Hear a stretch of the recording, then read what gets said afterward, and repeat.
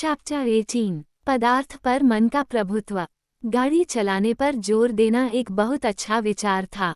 बेशक ऐसी बहुत सी चीजें थीं जो उसके लिए संभव नहीं थीं अगर उसे अपनी मानवीय इंद्रियों को सड़क पर केंद्रित करना पड़ता, हाथ थामना, नजरें मिलाना, सामान्य खुशी बिखेरना। लेकिन इससे भी बढ़कर शुद्ध प्रकाश से भर जाने की भावना बिल्कुल भी कम नहीं हुई थी। मैं जानता था कि यह मेरे लिए कितना भारी था। मुझे यकीन नहीं था कि यह एक मानवीय प्रणाली को कितना नुकसान पहुंचाएगा। मेरे अमानवीय सिस्टम को सड़क पर जाने देना ज्यादा सुरक्षित था।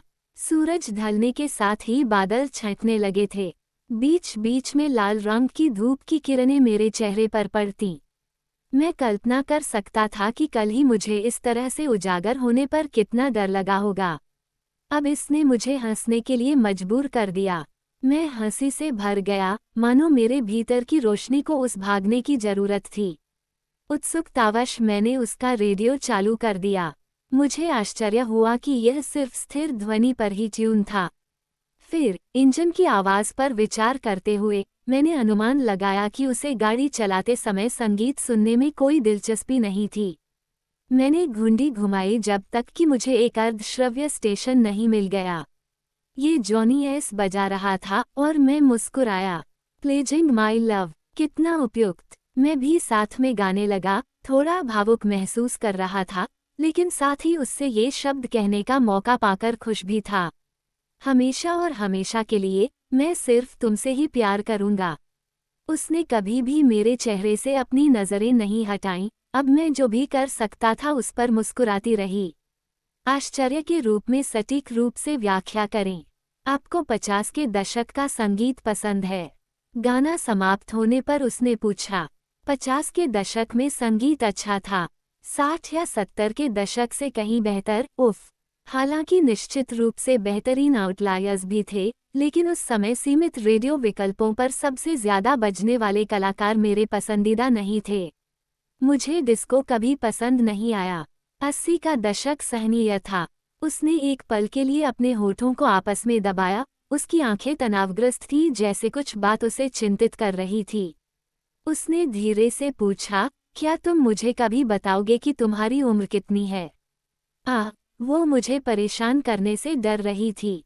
मैंने उसे सहजता से देखकर मुस्कुराया। क्या इससे कोई फर्क पड़ता है? मेरी हल्की प्रतिक्रिया से वह राहत महसूस कर रही थी। नहीं, लेकिन मुझे अभी भी आश्चर्य है। रात भर आपको जगाए रखने के लिए एक अनसुलझे रहस्य से बढ़कर कुछ नहीं है। और फिर मेरी चिंता की बारी आई। मुझे आश्चर्य है कि क्या ये तुम्हें परेशान करेगा। उसे मेरी अमानवीयता से घृणा नहीं हुई थी, लेकिन क्या वह हमारे बीच बीते वर्षों को लेकर अलग तरह की प्रतिक्रिया देती? कई मायनों में मैं अभी भी 17 साल का था। क्या वह इसे उस तरह से देखती? उसने पहले से क्या कल्पना की थी? मेरे पीछे सहस्राब्दियां, गॉथिक महल और ट्रांसिल्वेनियाई लहजे। खैर, इनमें से कुछ भी असंभव नहीं था। कार्लिसले इन प्रकारों को जानता था। मुझे आजमाओ, उसने चुनौती दी। मैंने उसकी आंखों में देखा, उनकी गहराई में उत्तरों की तलाश की। मैंने आह भरी। क्या मुझे हमारे पीछे की घटनाओं के बाद कुछ साहस नहीं विकसित करना चाहिए था? लेकिन मैं फिर से यहाँ था, उसे डराने के लिए भयभीत। बेशक आगे बढ़ने का कोई रास्ता नहीं था, सिवाय पूरी ईमानदारी के। मैं 1901 में शिकागो में पैदा हुआ था, मैंने स्वीकार किया। मैंने अपना चेहरा सामने की ओर मोड़ लिया ताकि वह मानसिक गणना करते समय जांचे जाने का अनुभव न करे, लेकिन मैं अपनी आंख के कोने से नजर चुराने से खुद को नहीं रोक सका। वो कृत्रिम रूप से शांत थी और मुझे एहसास हुआ कि वह अपनी प्रतिक्रियाओं को सावधानीपूर्वक नियंत्रित कर रही थी। वो उतना ही भयभीत नहीं दिखना चाहती थी जितना मैं उसे डराना चाहता था। जितना अधिक हम एक दूसरे को जानते गए, उतना ही हम एक दूसरे की भावनाओं को प्रतिबिंबित करने लगे। सामंजस्य बिठाना, मैंने आगे कहा। कार्लिसले ने मुझे 1918 की गर्मियों में एक अस्पताल में पाया था। मैं 17 साल का था और स्पेनिश इन्फ्लुएंजा से मर रहा था। इस पर उसका नियंत्रण खत्म हो गया और वह सदमे से हौंफने लगी। उसकी आंखें बड़ी हो गईं। मुझे ठीक से याद नहीं है, मैंने उसे आश्वस्त किया। ये बहुत समय पहले की बात है और मानवीय यादें धुंधली हो जाती हैं। वो पूरी तरह से सहज नहीं दिखी, लेकिन उसने सिर हिला दिया। उसने कुछ नहीं कहा और कुछ और सुनने का इंतजार किया। मैंने मानसिक रूप से पूरी ईमानदारी के लिए प्रतिबद्ध किया था, लेकिन अब मुझे एहसास हुआ कि इसकी सीमाएं होनी चाहिए। ऐसी कुछ बातें थीं जो उसे पता होनी चाहिए, लेकिन कुछ विवरण भी थे जिन्हें साझा करना बुद्धिमानी नहीं होगी।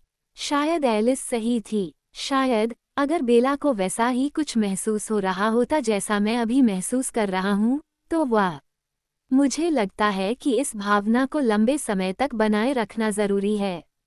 मेरे साथ रहना, जैसा कि उसने घास के मैदान में कहा था। मुझे पता था कि बेला को जो कुछ भी चाहिए उसे नकारना मेरे लिए आसान बात नहीं होगी। मैंने अपने शब्दों को सावधानी से चुना। मुझे याद है कि जब कार्लिसले ने मुझे बचाया था, तो मुझे कैसा महसूस हुआ था। यह कोई आसान बात नहीं है, ऐसी बात नहीं जिसे आप भूल सकें। आपके माता पिता, उसने डरपोक स्वर में पूछा, और मैं निश्चिंत हो गई, क्योंकि मुझे खुशी थी कि उसने अंतिम भाग पर ध्यान केंद्रित नहीं करने का निर्णय लिया। वे पहले ही बीमारी से मर चुके थे। मैं अकेला था। ये कहना मुश्किल नहीं था। मेरे इतिहास का ये हिस्सा मुझे वास्तविक यादों से ज्यादा एक कहानी जैसा लगा। इसलिए उसने मुझे चुना। महामारी की सारी अराजकता में किसी को कभी एहसास नहीं होगा कि मैं चला गया हूँ। उसने तुम्हें कैसे बचाया? मुश्किल सवालों से बचने के लिए इतना कुछ किया गया। मैंने सोचा कि उससे क्या छिपाना सबसे जरूरी था। मेरे शब्द उसके सवाल के किनारों पर नाच रहे थे। यह मुश्किल था। हम में से बहुतों में इसे पूरा करने के लिए जरूरी संयम नहीं है। लेकिन कार्लिसले हमेशा से हम में से सबसे ज्यादा मानवीय, सबसे दयालु रहे हैं। मुझे नहीं लगता कि आप पूरे इतिहास में उनके बराबर का कोई व्यक्ति पा सकते हैं। मैंने एक पल के लिए अपने पिता के बारे में सोचा, और सोचा कि क्या मेरे शब्द पर्याप्त प्रशंसा थे। फिर मैंने बाकी बातें जारी रखी जो मुझे लगा कि उसे जानना सुरक्षित होगा। मेरे लिए ये बस बहुत बहुत दर्दनाक था, जबकि अन्य यादें जो विशेष रूप से मेरी माँ के नुकसान से दर्द ला सकती थीं, वे भ्रमित और धुंधली थीं। इस दर्द की स्मृति असाधारण रूप से स्पष्ट थी। मैं थोड़ा झिझका। अगर कभी ऐसा समय आया कि बेला ने फिर से पूछा, तो मेरे साथ रहने का क्या मतलब है, इस बात को पूरी तरह से जानते हुए, ये स्मृति ही वह सहायता होगी जिसकी मुझे नहीं कहने के लिए जरूरत थी। मैं इस विचार से पीछे हट गया कि वह इस तरह के दर्द का सामना कर रही है। उसने मेरे उत्तर को ध्यान से सुना, होंठ सिकुड़े हुए थे और आंखें विचारों में डूबी हुई थीं। मैं उसकी प्रतिक्रिया जानना चाहता था, लेकिन मुझे पता था कि अगर मैंने पूछा, तो मुझे और भी तीखे सवालों का सामना करना पड़ेगा। मैंने अपना इतिहास जारी रखा ताकि उसका ध्यान भटक जाए। उसने अकेलेपन से ऐसा किया। आमतौर पर यही कारण होता है कि उसने ऐसा किया। मैं कार्लिसले के परिवार में पहला व्यक्ति था, हालांकि उसने जल्द ही एस्मे को ढूंढ लिया। वह एक चट्टान से गिर गई थी। वे उसे सीधे अस्पताल के मुर्दाघर ले गए, हालांकि किसी तरह उसका दिल अभी भी धड़क रहा था। तो फिर बनने के लिए तुम्हें मरना ही होगा। अभी तक मेरा ध्यान भटका नहीं है। अभी भी तंत्र को समझने की कोशिश कर रहा हूँ। मैं जल्दी से वहां पहुंचा। पुनर्निर्देशन नहीं, ये सिर्फ कार्लिसले की बात है। वो कभी किसी ऐसे व्यक्ति के साथ ऐसा नहीं करेगा जिसके पास कोई दूसरा विकल्प हो। हालांकि वो कहता है कि अगर खून कमजोर हो तो ऐसा करना आसान होता है। मैंने फिर से अपनी नज़र सड़क पर घुमाई। मुझे यह नहीं कहना चाहिए था। मुझे आश्चर्य हुआ कि क्या मैं उसके द्वारा मांगे गए उत्तरों के करीब पहुंच रहा था, क्योंकि मेरा एक हिस्सा चाहता था कि वह जान जाए, चाहता था कि वह मेरे साथ रहने का कोई रास्ता खोजे। मुझे अपनी जीभ पर बेहतर नियंत्रण रखना था, अपने स्वार्थी हिस्से को काबू में रखना था। और एमेट और रोजली, मैंने उसकी तरफ देखकर मुस्कुराया। शायद उसे एहसास हो गया था कि मैं टाल मटोल कर रहा हूँ, और फिर भी वह मुझे सहज महसूस कराने के लिए इसे जाने देने को तैयार थी। कार्लिसल हमारे परिवार में रोजली को लेकर आया। मुझे बहुत बाद में एहसास हुआ कि वो उम्मीद कर रहा था कि वह मेरे लिए वैसी ही होगी जैसी एस्मे उसके लिए थी। वह मेरे बारे में अपने विचारों को लेकर सावधान था। मुझे अपनी घृणा याद है जब वो आखिरकार फिसल गया था। शुरू में रोज़ली का स्वागत नहीं किया गया था, सच में उसके शामिल होने के बाद से हम सभी के लिए जीवन और भी जटिल हो गया था, और यह जानना कि कार्लिसले ने उसके और मेरे लिए और भी करीबी रिश्ते की कल्पना की थी, भयावह था। मेरी घृणा की सीमा को साझा करना अशिष्टता होगी, अभद्रता, लेकिन वो कभी भी बहन से ज्यादा नहीं थी। शायद यह उस अध्याय को संक्षेप में बताने का सबसे अच्छा तरीका था। 2 साल बाद ही उसे एम्मेट मिला। वह शिकार कर रही थी, हम उस समय अप्पालाचिया में थे, और उसे एक भालू मिला जो उसे मारने वाला था। वो उसे कार्लिसले वापस ले गई, 100 मील से ज्यादा दूर। उसे डर था कि वह खुद ऐसा नहीं कर पाएगी। हम नॉक्सविले के बाहर थे, जो मौसम के लिहाज से हमारे लिए आदर्श जगह नहीं थी। हमें ज्यादातर दिन घर के अंदर ही रहना पड़ता था। यह कोई लंबी अवधि की स्थिति नहीं थी। हालांकि कार्लिसले टेनेसी विश्वविद्यालय के मेडिकल स्कूल में कुछ पैथोलॉजी अध्ययनों पर शोध कर रहे थे। कुछ हफ्ते, कुछ महीने, ये वास्तव में कोई मुश्किल काम नहीं था। हमारे पास कई पुस्तकालयों तक पहुंच थी, और न्यू ऑरलियंस में नाइटलाइफ हमारे जैसे तेज जीवों के लिए असुविधाजनक रूप से दूर नहीं थी।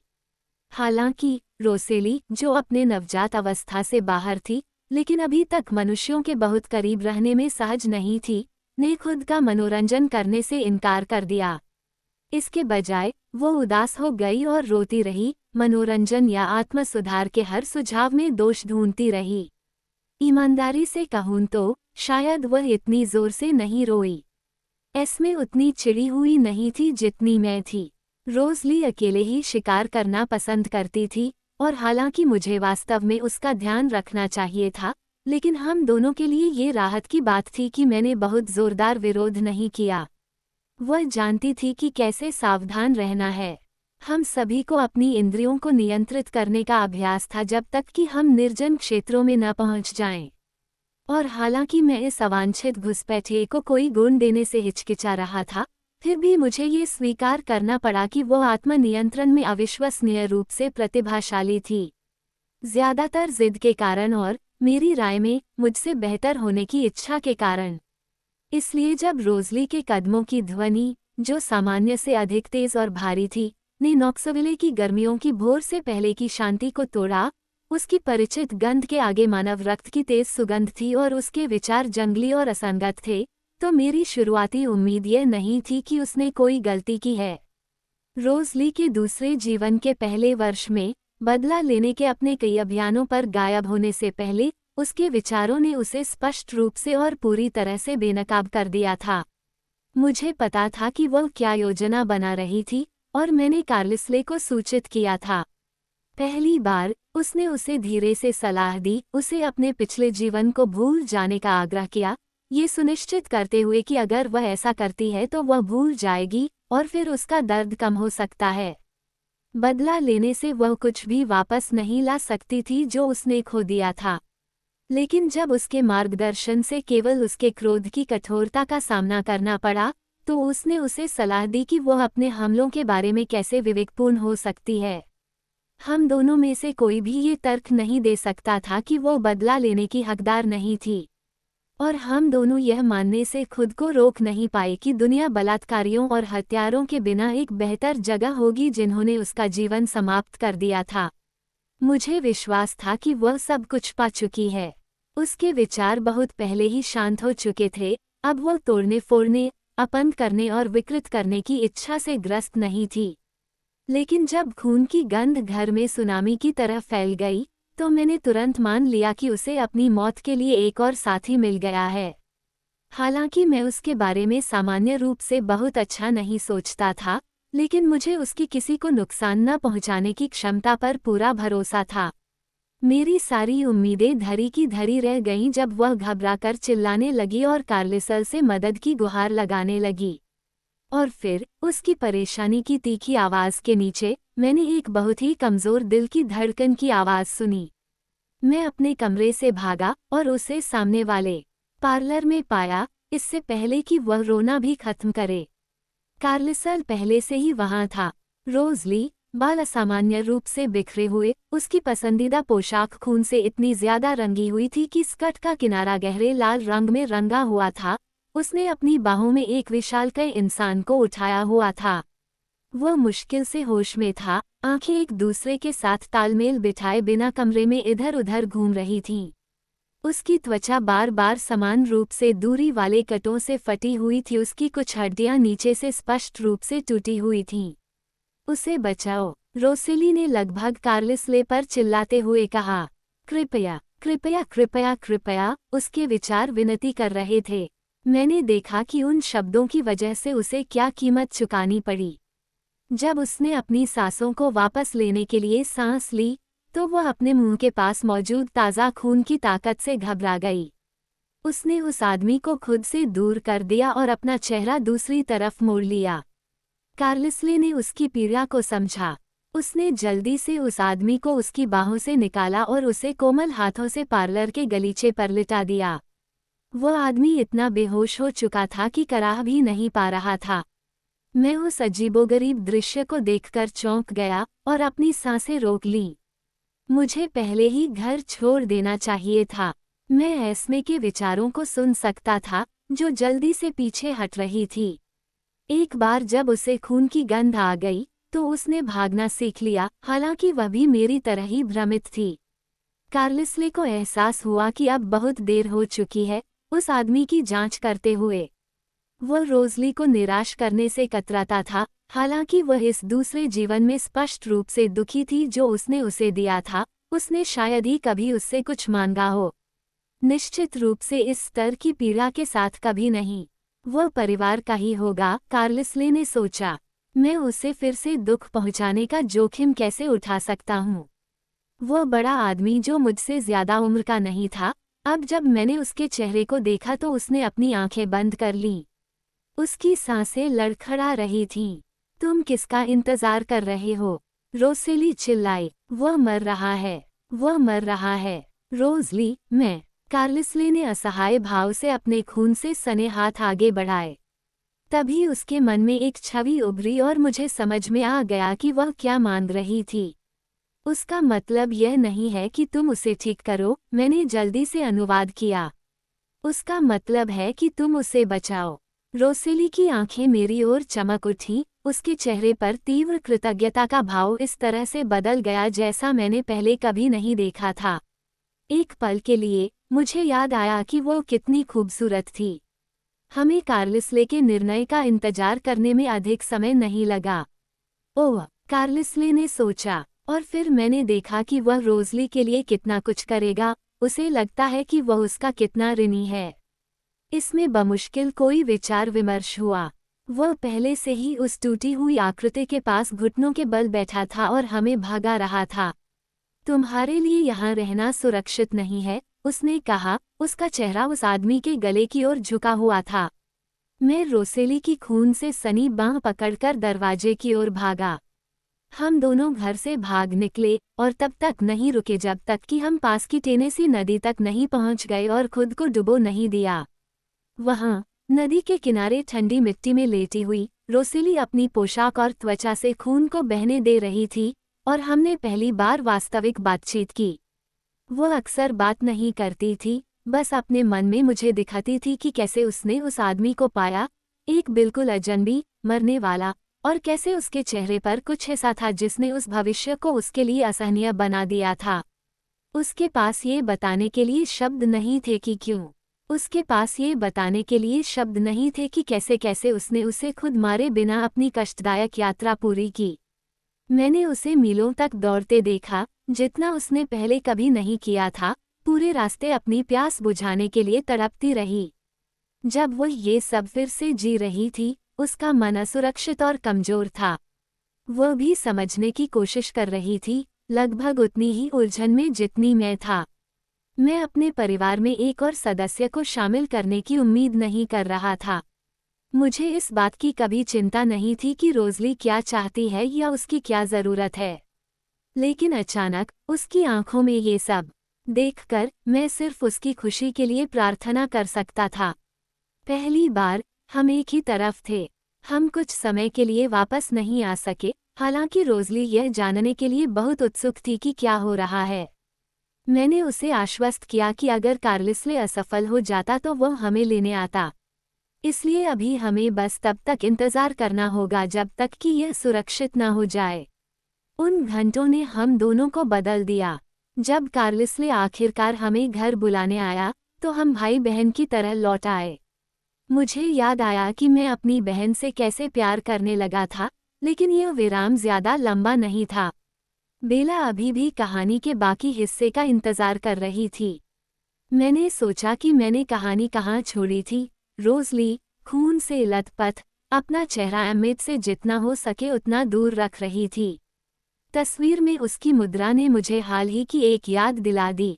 मैं बेला को नर्स के दफ्तर में ले जाने के लिए संघर्ष कर रहा था। यह एक दिलचस्प विरोधाभास था। मैं अभी अनुमान लगाना शुरू कर रहा हूँ कि उसके लिए ये यात्रा कितनी कठिन रही होगी। मैंने निष्कर्ष निकाला। हमारी उंगलियां आपस में बंधी हुई थीं। मैंने अपने हाथ ऊपर उठाए और अपने पिछले हिस्से से उसके गालों को सहलाया। आकाश में लाल रोशनी का अंतिम भाग गहरा बैंगनी हो गया, लेकिन वह सफल हो गई। बेला ने कुछ देर की चुप्पी के बाद कहा, वह चाहती थी कि मैं अपनी बात जारी रखूं। हाँ, उसने उसके चेहरे पर कुछ ऐसा देखा जो उसे काफी मजबूत बनाता था। आश्चर्यजनक है कि वह सही थी। आश्चर्यजनक है कि वे मेल खाते थे, बिल्कुल सही, एक पूरे के दो हिस्सों की तरह। भाग्य या खगोलीय सौभाग्य, मैं कभी तय नहीं कर पाया। और तब से वे साथ हैं। कभी कभी वे हमसे अलग रहते हैं, एक विवाहित जोड़े की तरह। और ओह, मैं उन दिनों की कितनी सराहना करता था।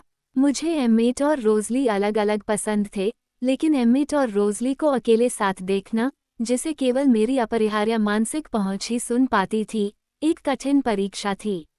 लेकिन हम जितने छोटे होने का दिखावा करते हैं, हम किसी भी स्थान पर उतने ही लंबे समय तक रह सकते हैं। फोक्स एकदम सही लगता था, इसलिए हम सभी ने हाई स्कूल में दाखिला ले लिया। मैं हंसा। मुझे लगता है कि हमें कुछ सालों में फिर से उनकी शादी में जाना होगा। रोज़ली को शादी करना बहुत पसंद था। बार बार शादी करने का मौका मिलना शायद अमरता के बारे में उसकी सबसे पसंदीदा बात थी। एलिस और जैस्पर, बेला ने पूछा। एलिस और जैस्पर दो बहुत ही दुर्लभ प्राणी हैं। दोनों ने बिना किसी बाहरी मार्गदर्शन के, जैसा कि हम कहते हैं, विवेक विकसित किया। जैस्पर दूसरे परिवार से था। मैंने सही शब्द का इस्तेमाल करने से परहेज किया, उसकी शुरुआत के बारे में सोचते हुए एक सिहरन को नियंत्रित किया। एक बहुत ही अलग तरह का परिवार।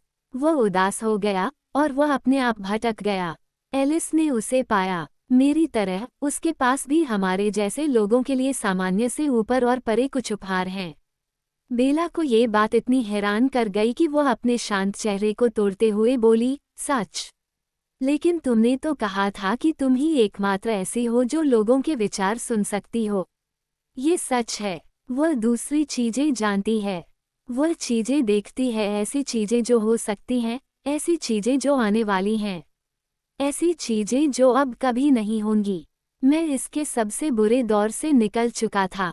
हालांकि फिर भी यह मुझे परेशान कर रहा था कि नई दृष्टि कितनी धुंधली थी, जिसके साथ मैं जी सकता था। दूसरी एलिस और बेला दोनों सफ़ेद और ठंडी बहुत ज्यादा स्पष्ट थीं। इससे कोई फर्क नहीं पड़ता था। ये हो नहीं सकता था। मैंने एक असंभव भविष्य को जीत लिया है और मैं इस पर भी विजय प्राप्त करूंगा। लेकिन ये बहुत व्यक्तिपरक है, मैंने अपनी आवाज में कठोरता को महसूस करते हुए कहा। भविष्य पत्थर पर नहीं लिखा है। चीजें बदलती रहती हैं। मैंने उसकी क्रीम और खुबानी जैसी त्वचा पर नजर डाली, लगभग खुद को आश्वस्त करने के लिए कि वो वैसी ही है जैसी उसे होनी चाहिए, और फिर जब उसने मेरी नज़र पकड़ी तो मैंने नज़रें फेर लीं। मैं कभी भी निश्चित नहीं हो पाया कि वो मेरी आंखों में कितना कुछ पढ़ रही थी। वो किस प्रकार की चीजें देखती है, बेला जानना चाहती थी। मैंने उसे सुरक्षित उत्तर और प्रमाणित भविष्यवाणियां दी।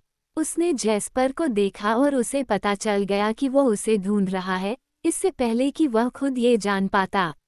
उनका मिलन एक जादुई चीज थी। जब भी जैस्पर इसके बारे में सोचता, पूरा घर सपनों की संतुष्टि में डूब जाता, इतना शक्तिशाली दो उनकी सांप्रदायिक भावनाएं थीं। उसने कार्लिसले और हमारे परिवार को देखा और वे हमें खोजने के लिए एक साथ आए। मैं उस पहले परिचय से चूक गया था जब एलिस और जैस्पर ने खुद को बेहद सतर्क कार्लिसल, एक भयभीत एस्मे और एक शत्रुतापूर्ण रोज़ली के सामने पेश किया था। ये जैस्पर की युद्धप्रिय उपस्थिति थी जिसने उन सभी को इतना आशंकित कर दिया था, लेकिन एलिस को ठीक से पता था कि उनकी चिंता को कम करने के लिए क्या कहना है। बेशक वह ठीक से जानती थी कि क्या कहना है। उसने उस महत्वपूर्ण मुलाकात के हर संभव संस्करण की कल्पना की थी और फिर सबसे अच्छा चुना। यह कोई संयोग नहीं था कि एम्मेट और मैं दूर थे। वो घर में परिवार के प्राथमिक रक्षकों के बिना सहज दृश्य को पसंद करती थी। यह विश्वास करना कठिन था कि जब एम्मेट और मैं कुछ ही दिनों बाद वहां पहुंचे, तब तक वे कितने मजबूती से जमे हुए थे। हम दोनों चौंक गए और एम्मेट ने जैस्पर को देखते ही युद्ध के लिए तैयार हो गया। लेकिन एलिस ने एक शब्द भी बोलने से पहले ही मुझे अपनी बाहों में भर लिया। मैं इस बात से भयभीत नहीं था कि इसे हमला माना जा सकता है। उसके विचार मेरे प्रति इतने आश्वस्त थे, मेरे प्रति इतने प्रेम से भरे थे, मुझे लगा कि मेरे दूसरे जीवन में पहली बार मेरी स्मृति नष्ट हो गई है। क्योंकि यह नन्ही अमर मुझे पूरी तरह से जानती थी, मेरे वर्तमान या पूर्व परिवार में किसी और से बेहतर। वह कौन थी? ओह, एडवर्ड, आखिरकार, मेरे भाई, हम आखिरकार साथ हैं। और फिर, अपनी बाहों को मेरी कमर पर कसकर और अपनी बाहों को उसके कंधों पर टिकाकर, वह अपनी पहली याद से लेकर उस पल तक के जीवन के बारे में तेजी से सोचने लगी, और फिर हमारे साथ बिताए अगले कुछ सालों की खास बातों के बारे में सोचने लगी। उस पल यह महसूस करना बहुत अजीब लगा कि अब मैं भी उसे जानता हूँ। यह एलिस है, एम्मेट, मैंने उसे बताया, अभी भी अपनी नई बहन को गले लगा रहा था। एम्मेट की आक्रामक मुद्रा उलझन में बदल गई। वो हमारे परिवार का हिस्सा है। और वह जैस्पर है। तुम उससे प्यार करने जा रहे हो। एलिस के बारे में इतनी सारी कहानियां थीं, इतने सारे चमत्कार और घटनाएं, विरोधाभास और रहस्य। मैं सप्ताह के बाकी दिनों में बेला को सिर्फ बुलेट पॉइंट संस्करण बताने में बिता सकता था। इसके बजाय मैंने उसे कुछ सरल, ज्यादा यांत्रिक विवरण दिए। वह गैर मानवों के प्रति सबसे अधिक संवेदनशील है। उदाहरण के लिए, वह हमेशा देखती है कि कब हमारे जैसे दूसरे समूह पास आ रहे हैं और वे कोई भी खतरा पैदा कर सकते हैं। एलिस भी परिवार के रक्षकों में से एक बन गई थी। क्या यहाँ बहुत सारे लोग हैं तुम्हारी तरह के? बेला ने पूछा, थोड़ा घबराते हुए। विचार से, नहीं, बहुत से नहीं, मैंने उसे आश्वस्त किया। लेकिन ज्यादातर लोग किसी एक जगह पर नहीं बसेंगे। सिर्फ हम जैसे लोग, जिन्होंने तुम लोगों का शिकार करना छोड़ दिया है। मैंने उसकी तरफ भौहें उठाईं और उसका हाथ दबाया। किसी भी समय इंसानों के साथ रह सकते हैं। हमें अलास्का के एक छोटे से गांव में सिर्फ एक और परिवार मिला है जो हमारे जैसा है। हम कुछ समय तक साथ रहे, लेकिन हम इतने ज्यादा थे कि हम बहुत ज्यादा ध्यान देने योग्य हो गए। इसके अलावा, उस कबीले की मुखिया तान्या भी परेशान करने की हद तक जिद करती रही।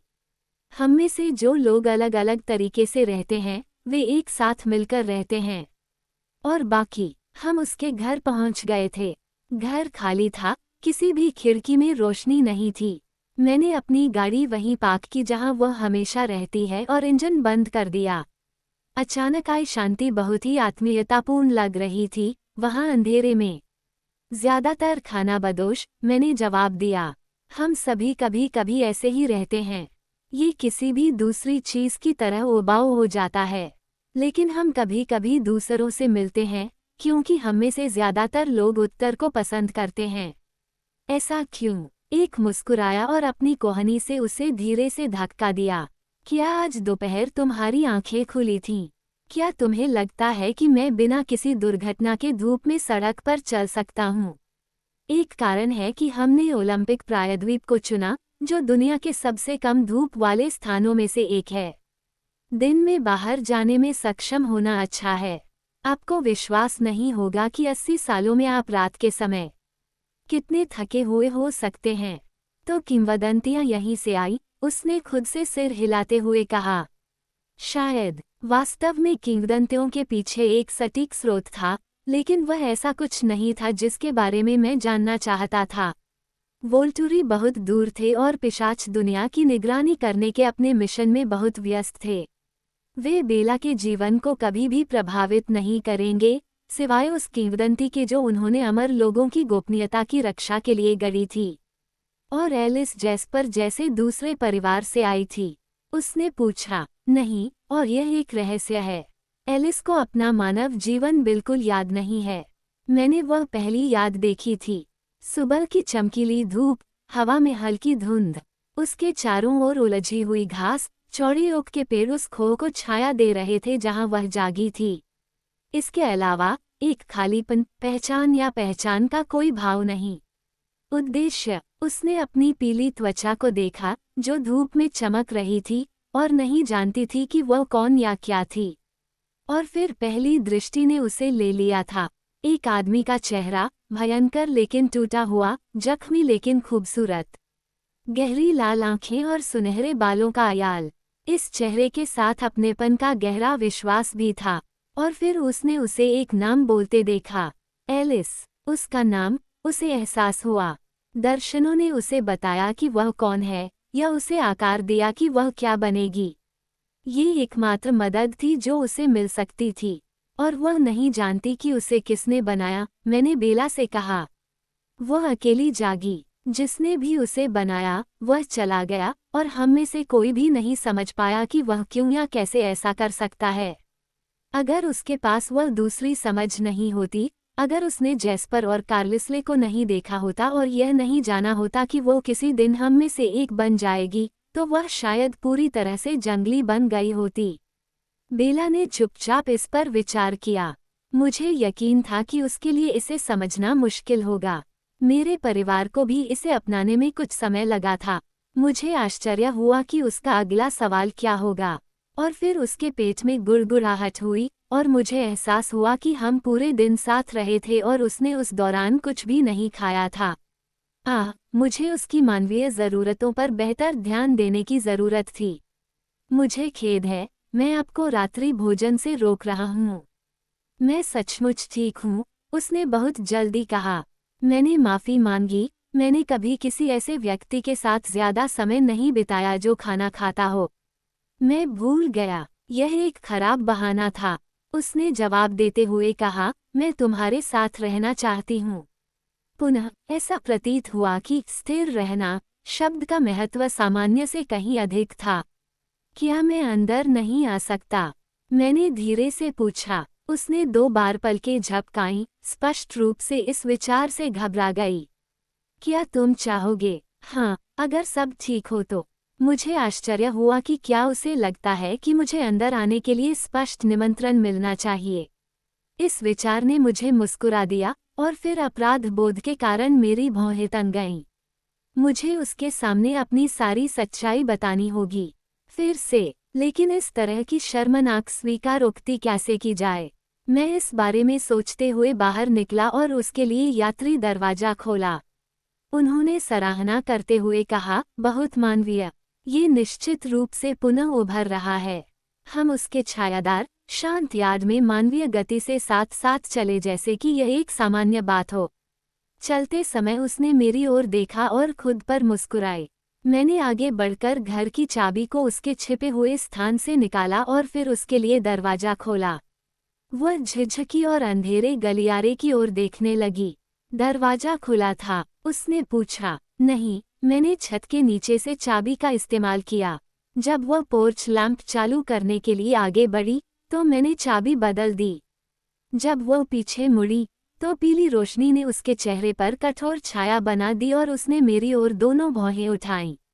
मैं समझ सकता था कि वह सख्त दिखना चाहती थी, लेकिन उसके होठों के कोने सिकुड़े हुए थे जैसे कि वह मुस्कुराने से बच रही हो। मुझे आपके बारे में जानने की उत्सुकता थी, मैंने कबूल किया। तुमने मुझ पर जासूसी की। यह कोई मजाक की बात नहीं लग रही थी, लेकिन ऐसा लग रहा था जैसे वह हंसने वाली थी। मुझे उसी समय सब कुछ कबूल कर लेना चाहिए था, लेकिन मैं उसके चिढ़ाने वाले लहजे में चली गई। रात में और क्या करना है? ये गलत चुनाव था, एक कायरतापूर्ण चुनाव। उसने केवल एक मजाक सुना, कोई स्वीकार रोकती नहीं। ये जानकर फिर से अजीब लगा कि कैसे बड़े संभावित दुर्स्वप्नों के हल हो जाने के बाद भी डरने के लिए बहुत कुछ था। बेशक ये समस्या मेरी अपनी गलती, मेरे अपने बेहद खराब व्यवहार के अलावा और कुछ नहीं थी। उसने अपना सिर थोड़ा हिलाया, फिर मुझे अंदर आने का इशारा किया। मैं उसके पीछे से हॉल में चला गया और चलते चलते लाइट जला दी ताकि उसे अंधेरे में ठोकर न खानी पड़े। मैं उसकी छोटी सी रसोई की मेज पर बैठ गया और चारों ओर देखा, खिड़की के बाहर से अदृश्य कोनों की जांच की। कमरा साफ सुथरा और गर्म था, भड़कीले पीले रंग से चमकीला, जो धूप की नकल करने के अपने असफल प्रयास में किसी तरह आकर्षक लग रहा था। सब कुछ बेला की तरह महक रहा था, जो काफी दर्दनाक होना चाहिए था, लेकिन मैंने पाया कि मैं इसे एक अजीब तरीके से आनंद ले रहा था। वास्तव में मसोचिस्टिक। उसने मुझे ऐसे भाव से देखा जिसे समझना मुश्किल था। मुझे लगा कि वह थोड़ी उलझन में थी, थोड़ी हैरानी में, जैसे कि उसे यकीन नहीं था कि मैं असली हूँ। मैंने मुस्कुराया और उसे रेफ्रिजरेटर की ओर इशारा किया। वह जवाब देने वाली मुस्कान के साथ उस दिशा में घूमी। मुझे उम्मीद थी कि उसके पास आसानी से उपलब्ध कुछ खाना होगा। शायद मुझे उसे डिनर पर ले जाना चाहिए था, लेकिन अजनबियों की भीड़ के सामने खुद को पेश करने के बारे में सोचना गलत लगा। हमारी नई समझ अभी भी बहुत अनोखी, बहुत कच्ची थी। कोई भी बाधा जो हमें चुप रहने के लिए मजबूर करती, असहनीय होती। मैं उसे अपने पास रखना चाहता था। उसे स्वीकार्य विकल्प खोजने में सिर्फ 1 मिनट लगा। उसने कैसरोल का एक चौकोर टुकड़ा काटा और उसे माइक्रोवेव में गर्म किया। मुझे अजवाइन, प्याज, लहसुन और टमाटर सॉस की महक आ रही थी। कुछ इटालियन। जब प्लेट घूम रही थी तो वह ध्यान से उसे देख रही थी। शायद मैं खाना पकाना सीख जाऊं। स्वादों की उसी तरह सराहना न कर पाना जैसा कि मनुष्य करते हैं, निश्चित रूप से एक बाधा होगी, लेकिन ऐसा लगता था कि इस प्रक्रिया में काफी गणित है और मुझे यकीन था कि मैं खुद को सही गंध पहचानना सिखा सकता हूँ। क्योंकि अचानक मुझे यकीन हो गया कि यह हमारी शांत शामों में से सिर्फ पहली शाम थी, न कि कोई एक घटना। हम सालों तक ऐसा ही करते रहेंगे, वो और मैं साथ साथ, बस एक दूसरे की संगति का आनंद लेते हुए। इतने घंटे। मेरे अंदर की रोशनी फैलती और बढ़ती हुई लग रही थी और मुझे फिर से लगा कि मैं टूट सकता हूँ। कितनी बार? बेला ने मेरी ओर देखे बिना पूछा। मेरे विचार भविष्य की इस जबरदस्त छवि में इतने उलझे हुए थे कि मैं तुरंत उसका पीछा नहीं कर सका। वो फिर भी नहीं मुड़ी। आप यहाँ कितनी बार आए? ओह, ठीक है। हिम्मत रखने का समय आ गया है। ईमानदार होने का समय आ गया है, चाहे परिणाम कुछ भी हो। हालांकि उस दिन के बाद मुझे पूरा यकीन था कि वो अंततः मुझे माफ कर देगी। मुझे उम्मीद थी। मैं लगभग हर रात यहाँ आता हूँ। वह चौंक कर मेरी ओर देखने लगी। क्यों? ईमानदारी। जब आप सोते हैं तो दिलचस्प लगते हैं। आप बात करते हैं। नहीं, उसने हौंफते हुए कहा। खून उसके गालों पर बह गया और यहीं नहीं रुका, बल्कि उसके माथे पर भी रंग चढ़ गया। कमरे में थोड़ी गर्मी बढ़ गई क्योंकि उसकी शर्म ने उसके आसपास की हवा को गर्म कर दिया। वह अपने पीछे काउंटर पर झुक गई, उसे इतनी जोर से पकड़ लिया कि उसकी अंगुलियां सफ़ेद हो गईं। सदमे की भावना ही एकमात्र भावना थी जिसे मैं उसके चेहरे पर देख सकता था, लेकिन मुझे यकीन था कि जल्द ही अन्य भावनाएं भी आएंगी। क्या तुम मुझसे बहुत नाराज हो? ये निर्भर करता है, उसने सांस फूलते हुए कहा। ये निर्भर करता है। मैंने सोचा कि मेरे अपराध को कम करने के लिए क्या किया जा सकता है। क्या इसे कम या ज्यादा भयानक बनाया जा सकता है? मुझे इस विचार से घृणा हुई कि वह तब तक निर्णय नहीं ले रही थी जब तक कि उसे पता न चल जाए कि मेरा छिपना कितना गलत था। क्या उसने कल्पना की थी कि मैं किसी भी झांकने वाले की तरह ही भ्रष्ट हूँ? कि मैंने उसे छाया से घूरा था, उम्मीद करते हुए कि वो खुद को उजागर करेगी। अगर मेरा पेट पलट सकता तो पलट जाता। अगर मैं उसे उससे अलग होने की पीड़ा के बारे में बताने की कोशिश करूं तो क्या वह मुझ पर विश्वास करेगी? क्या कोई उन आपदाओं पर विश्वास कर सकता है जिनकी मैंने कल्पना की थी, ये सोचकर कि वह सुरक्षित नहीं होगी। वे सभी बहुत दूर की कौड़ी थीं, और फिर भी अगर मैं अब उससे अलग हो गया तो मुझे पता था कि वही असंभव खतरे मुझे फिर से परेशान करना शुरू कर देंगे। काफी समय बीत गया। माइक्रोवेव ने तेज आवाज में घोषणा की कि उसका काम पूरा हो गया है, लेकिन बेला ने फिर कुछ नहीं कहा। चालू? मैंने पूछा। बेला ने कराहते हुए कहा, तुमने क्या सुना? मुझे राहत महसूस हुई कि उसे विश्वास नहीं था कि मैं इस तरह की घृणित निगरानी कर सकता हूँ। उसकी एकमात्र चिंता ये थी कि मैं उसे क्या कहते हुए सुन सकता था। खैर, इस मामले में मैं उसे दिलासा दे सकता था। उसे शर्मिंदा होने की कोई बात नहीं थी। मैं उछल पड़ा और उसके हाथ पकड़ने के लिए दौड़ा। मेरा एक हिस्सा इस तथ्य से रोमांचित था कि मैं यह इतनी आसानी से कर सकता था। परेशान मत हो, मैंने विनती की। उसकी आंखें झुकी हुई थीं। मैं झुक गया ताकि हमारे चेहरे एक ही स्तर पर हों, और तब तक इंतजार किया जब तक कि वह मेरी नज़रों से न मिल जाए। तुम्हें अपनी माँ की याद आती है। तुम उनकी चिंता करते हो। और जब बारिश होती है, मैंने धीरे से कहा, तो उसकी आवाज़ तुम्हें बेचैन कर देती है। तुम घर के बारे में बहुत बात करते थे, लेकिन अब ऐसा कम ही होता है। एक बार तुमने कहा था, ये बहुत हरा भरा है। मैं चुपचाप हंसा, उसे मुस्कुराने के लिए मनाने की कोशिश की। निश्चित रूप से वह समझ सकती थी कि शर्मिंदा होने की कोई ज़रूरत नहीं थी। और कुछ? उसने एक भौं उठाते हुए पूछा। जिस तरह से उसने अपना चेहरा आधा मोड़ लिया, उसकी आंखें नीचे चली गईं और फिर वापस ऊपर चली गईं, उससे मुझे ये समझने में मदद मिली कि वह किस बात को लेकर चिंतित थी। आपने मेरा नाम लिया था, मैंने स्वीकार किया। उसने गहरी सांस ली और फिर एक लंबी सांस छोड़ी। बहुत सारा। वास्तव में, बहुत से आपका क्या तात्पर्य है? उसकी आंखें जमीन पर झुक गईं। ओह नहीं। मैंने आगे बढ़कर अपनी बाहें सावधानी से उसके कंधों पर लपेट लीं। मेरे सीने से लिपट गई, अभी भी अपना चेहरा छुपाए हुए। क्या उसे लगता था कि मैं कभी भी उसके होठों पर अपना नाम सुनकर बहुत खुश नहीं हुआ था? यह मेरी पसंदीदा आवाज़ों में से एक थी, उसकी सांसों की आवाज़ के साथ, उसके दिल की आवाज़ के साथ। मैंने उसके कान में फुसफुसाते हुए कहा, अपने आप को लेकर सजग मत हो। अगर मैं कभी सपना देख सकता तो वो तुम्हारे बारे में होता। और मुझे इसमें कोई शर्म नहीं है। मैं कभी उसके बारे में सपने देखना चाहता था। मैं उसके लिए कितना तड़पता था। और अब, हकीकत सपनों से बेहतर थी। मैं किसी भी तरह की बेहोशी के कारण उसका एक सेकंड भी नहीं खोना चाहता। उसका शरीर शिथिल हो गया। एक सुखद ध्वनि, लगभग गुनगुनाहट या म्याऊं जैसी, उसके मुंह से निकली। क्या ये सच में ऐसा था? क्या मुझे अपने अपमानजनक व्यवहार के लिए कोई सज़ा नहीं मिलनी थी? यह मुझे एक इनाम की तरह लगा। मुझे पता था कि मुझे उसके लिए एक गहरी तपस्या करनी थी। मुझे अपनी बाहों में धड़कते उसके दिल के अलावा एक और आवाज़ का एहसास हुआ। एक कार करीब आ रही थी और ड्राइवर के विचार बहुत शांत थे।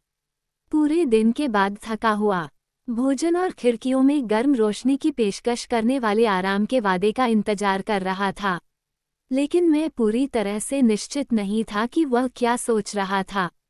मैं जहां था वहां से हिलना नहीं चाहता था। मैंने अपना गाल बेला के बालों से सटाया और तब तक इंतजार किया जब तक कि उसे भी अपने पिता की कार की आवाज़ सुनाई नहीं दी। उसका शरीर अकड़ गया। क्या तुम्हारे पिता को पता चलेगा कि मैं यहाँ हूँ? वह झिझकी, मुझे यकीन नहीं है। मैंने जल्दी से अपने होंठ उसके बालों पर फिराए और फिर एक आह भरकर उसे छोड़ दिया। फिर किसी और समय, मैं कमरे से बाहर निकला और सीढ़ियों से ऊपर बेडरूम के बीच छोटे से हॉल के अंधेरे में चला गया। मैं पहले भी एक बार यहाँ आया था, बेला के लिए कंबल ढूंढने। एडवर्ड, उसने रसोईघर से मंच पर फुसफुसाते हुए पुकारा। मैं इतनी जोर से हंसा कि उसे पता चल गया कि मैं करीब था। उसके पिता सामने के दरवाजे तक तेजी से पहुंचे और अपने जूतों को चटाई पर 2 बार रगड़ते हुए आगे बढ़े। उन्होंने अपनी चाबी ताले में घुसाई और फिर जब चाबी के साथ हैंडल घुमाया तो वे घुराघुराने लगे, क्योंकि चाबी पहले ही खुल चुकी थी। बेला, उसने दरवाज़ा खोलते हुए आवाज़ लगाई। उसके विचारों में माइक्रोवेव में रखे खाने की महक आ रही थी और उसका पेट बड़बड़ा रहा था। मुझे एहसास हुआ कि बेला ने भी अभी तक कुछ नहीं खाया है। मुझे लगा कि यह अच्छा हुआ कि उसके पिता ने हमें बीच में रोक दिया। इस तरह तो मैं उसे भूखा ही मार दूंगा। लेकिन मेरा एक छोटा सा हिस्सा बस थोड़ा सा उदास था। जब मैंने पूछा था कि क्या वह चाहती है कि उसके पिता को पता चले कि मैं यहाँ हूँ, कि हम साथ हैं, तो मुझे उम्मीद थी कि जवाब अलग होगा। बेशक मुझे उससे मिलवाने से पहले उसे बहुत कुछ सोचना था। या शायद वो कभी नहीं चाहती कि उसके पिता को पता चले कि उसके साथ मेरे जैसा कोई प्यार करने वाला है, और यह पूरी तरह से उचित था। उचित से भी बढ़कर, और सच में मेरे लिए अपने मौजूदा कपड़ों में उसके पिता से आधिकारिक तौर पर मिलना असुविधाजनक होता। यह कपड़े उतारना, मुझे लगता है कि मुझे उसकी चुप्पी के लिए आभारी होना चाहिए। यहाँ बेला ने अपने पिता को पुकारा। मैंने दरवाज़ा बंद करते समय उनकी हल्की सी स्वीकृति भरी घुरघुराहट सुनी, और फिर उनके जूतों की आवाज़ रसोई की ओर बढ़ती हुई सुनाई दी। क्या तुम मुझे कुछ ला सकते हो? चार्ली ने पूछा। मैं थक गया हूँ। बेला के रसोई में इधर उधर घूमने की आवाज़ों को समझना आसान था, जबकि चार्ली ने खुद को शांत किया था, भले ही उसके पास देखने के लिए कोई और सुविधाजनक विचार न हो। चबाती हुई बेला आखिरकार कुछ खा रही थी। रेफ्रिजरेटर खुल रहा था और बंद हो रहा था। माइक्रोवेव घूम रहा था। तरल पानी के लिए बहुत गाढ़ा, मुझे लगता है कि दूध गिलास में डाला जा रहा था। लकड़ी की मेज पर धीरे से एक डिश रखी गई। बेला के बैठते ही कुर्सी के पैर फर्श पर रगड़ खा रहे थे। धन्यवाद, चार्ली ने कहा, और फिर वे दोनों काफी देर तक चबाते रहे। बेला ने चुप्पी तोड़ी। तुम्हारा दिन कैसा रहा? उसके स्वर में उतार चढ़ाव था, मानो उसका ध्यान कहीं और था। मैं मुस्कुराया। अच्छा, मछलियाँ काट रही थीं। आपका क्या हाल है? क्या आपने वह सब कर लिया जो आप करना चाहते थे? नहीं, बाहर बहुत गर्मी थी, इसलिए घर के अंदर रहना ठीक नहीं था। उसका सहज उत्तर उसके उत्तर जितना सहज नहीं था। वह अपने पिता से बातें छिपाने में माहिर नहीं थी। यह एक अच्छा दिन था, उसने सहमति जताते हुए कहा, उसकी भावनाओं की सीमा से अनजान लगते हुए। आवाज़, एक कुर्सी फिर चली। जल्दी में हो? चार्ली ने पूछा। बेला ने जोर से निगलते हुए कहा, हाँ, मैं थक गई हूँ। मैं जल्दी सोने जा रही हूँ। कदम सिंक की ओर बढ़े और पानी बहने लगा। तुम कुछ हद तक उत्साहित दिख रहे हो, चार्ली ने आगे कहा। इतना भी अनजान नहीं जितना मैंने सोचा था। अगर उसके विचारों तक पहुंचना इतना मुश्किल न होता तो मैं इन चीज़ों को मिस नहीं करता। मैंने उन्हें समझने की कोशिश की। बेला की आंखें हॉल की ओर चमक रही थीं। उसके गालों पर अचानक से चमकीला रंग। ऐसा लग रहा था कि उसे बस यही सब पता था। फिर अचानक से छवियों का भ्रम, अस्पष्ट और बिना संदर्भ के। 1971 की सरसों पीली इम्पाला, क्रेप पेपर से सजा हुआ फोक्स हाई स्कूल जिम, एक पोर्च झूला और उसके हल्के बालों में चमकीले हरे रंग के बैरेट वाली एक लड़की। एक भद्दे डायना में चमकदार क्रोम बार में 2 लाल विनाइल सीटें। लंबे, काले कल वाली एक लड़की, चांद के नीचे समुद्र तट पर टहल रही है। क्या मैं? बेला ने दिखावटी मासूमियत से पूछा। सिंक में पानी बह रहा था, और मैं मेलामाइन पर ब्रिसल्स की आवाज़ सुन सकता था। चार्ली अभी भी चांद के बारे में सोच रहा था। आज शनिवार है, उसने अचानक घोषणा की। बेला को समझ में नहीं आ रहा था कि वह क्या जवाब दे। मुझे भी समझ नहीं आ रहा था कि वह क्या कहना चाह रहा था। अंत में उन्होंने आगे कहा, आज रात कोई योजना नहीं है। मुझे लगा कि अब मैं छवियों को समझ गया हूँ। शनिवार की रातें उसकी जवानी से। शायद नहीं, पापा, मैं बस थोड़ी देर सोना चाहती हूँ। वह थकी हुई नहीं लग रही थी। चार्ली ने एक बार नाक सिकोड़ी। शहर में कोई भी लड़का तुम्हारे टाइप का नहीं है न? क्या उसे इस बात की चिंता थी कि उसे सामान्य किशोरावस्था का अनुभव नहीं मिल रहा है? कि वह कुछ खो रही है? एक पल के लिए मुझे संदेह की गहरी टीस महसूस हुई। क्या मुझे भी इसी बात की चिंता करनी चाहिए? मैं उसे किस चीज़ से दूर रख रहा था, लेकिन फिर घास के मैदान से सही होने का यकीन और एहसास बह गया। हम एक साथ थे, नहीं, अभी तक किसी भी लड़के ने मेरी नज़र नहीं खींची है। बेला का लहजा था, थोड़ा सा संरक्षणात्मक। मुझे लगा कि शायद माइक न्यूटन। आपने कहा कि वह दोस्ताना था। मुझे इसकी उम्मीद नहीं थी। मेरे सीने में गुस्से की एक तीखी धार घूम गई। मैंने पहचाना कि यह गुस्सा नहीं था, ईर्ष्या थी। मुझे यकीन नहीं था कि मैंने कभी किसी को इतना नापसंद किया होगा जितना उस बेकार, महत्वहीन लड़के को। वह सिर्फ एक दोस्त है, पिताजी। मैं यह नहीं बता सकता कि चार्ली उसके जवाब से परेशान था या राहत महसूस कर रहा था। शायद दोनों का मिश्रण। खैर, वैसे भी तुम उन सभी के लिए बहुत अच्छी हो, उसने कहा। तलाश शुरू करने के लिए कॉलेज जाने तक इंतजार करो। मुझे तो यह अच्छा विचार लगता है, बेला ने तुरंत सहमति जताई। वह कोने में मुड़ी और सीढ़ियां चढ़ने लगी। उसके कदम धीमे थे, शायद ये दिखाने के लिए कि उसे नींद आ रही है और मेरे पास उसके कमरे तक पहुंचने के लिए बहुत समय है। अगर चार्ली भी पीछे आ गया तो यह उसकी इच्छा के अनुरूप नहीं होगा कि वो मुझे यहाँ आधे कपड़े पहने चुपके से बातें करते हुए पाले। शुभ रात्रि प्रिय, चार्ली ने उसके पीछे से पुकारा। सुबह मिलते हैं पापा, उसने थकी हुई आवाज में जवाब दिया, लेकिन वह ऐसा करने में बुरी तरह विफल रही। हमेशा की तरह रॉकिंग चेयर पर बैठना, अंधेरे कोने में अदृश्य होना गलत लगता था। यह एक छुपने की जगह थी जब मैं नहीं चाहता था कि उसे पता चले कि मैं यहाँ हूँ। जब मैं धोखेबाजी कर रहा था, मैं उसके बिस्तर पर लेट गया, जो कमरे में सबसे स्पष्ट स्थान था, जहाँ मेरी उपस्थिति को छिपाने का कोई संकेत नहीं हो सकता था। मुझे पता था कि उसकी खुशबू मुझे यहाँ घेर लेगी। डिटर्जेंट की महक इतनी ताज़ा थी कि यह पता चल रहा था कि उसने हाल ही में चादरें धोई हैं, लेकिन यह उसकी खुद की खुशबू को दबा नहीं पाई। ये जितना भारी था, उसके अस्तित्व के सबूतों से इस तरह घिरे रहना दर्दनाक रूप से सुखद भी था। जैसे ही वह कमरे में दाखिल हुई, बेला ने अपने पैर घसीटना बंद कर दिया। उसने अपने पीछे दरवाज़ा बंद कर लिया, फिर अपने पंजों के बल पर खिड़की की ओर भागी। बिना मेरी ओर देखे ही वह खिड़की के पास से निकल गई। उसने खिड़की खोली और बाहर झुककर रात को घूरने लगी। एडवर्ड, वह मंच पर फुसफुसाए। मुझे लगता है कि मेरा विश्राम स्थल इतना स्पष्ट नहीं था। मैं अपनी नाकाम कोशिश पर चुपचाप हंसा, फिर उसे जवाब दिया। हाँ, वह इतनी तेजी से घूमी कि लगभग अपना संतुलन खो बैठी। एक हाथ से उसने स्थिरता के लिए खिड़की के किनारे को पकड़ रखा था। उसका दूसरा हाथ उसके गले को पकड़े हुए था। ओह, वो घुट-घुट कर बोली। लगभग धीमी गति में, वह अपने पीछे की दीवार से नीचे फिसलती हुई लकड़ी के फर्श पर बैठ गई। एक बार फिर, ऐसा लगा कि मैंने जो कुछ भी किया वह गलत था। कम से कम इस बार यह डरावना होने के बजाय मज़ेदार था। मुझे माफ़ करें, उसने सिर हिलाया। मुझे अपना दिल फिर से चालू करने के लिए बस 1 मिनट दो।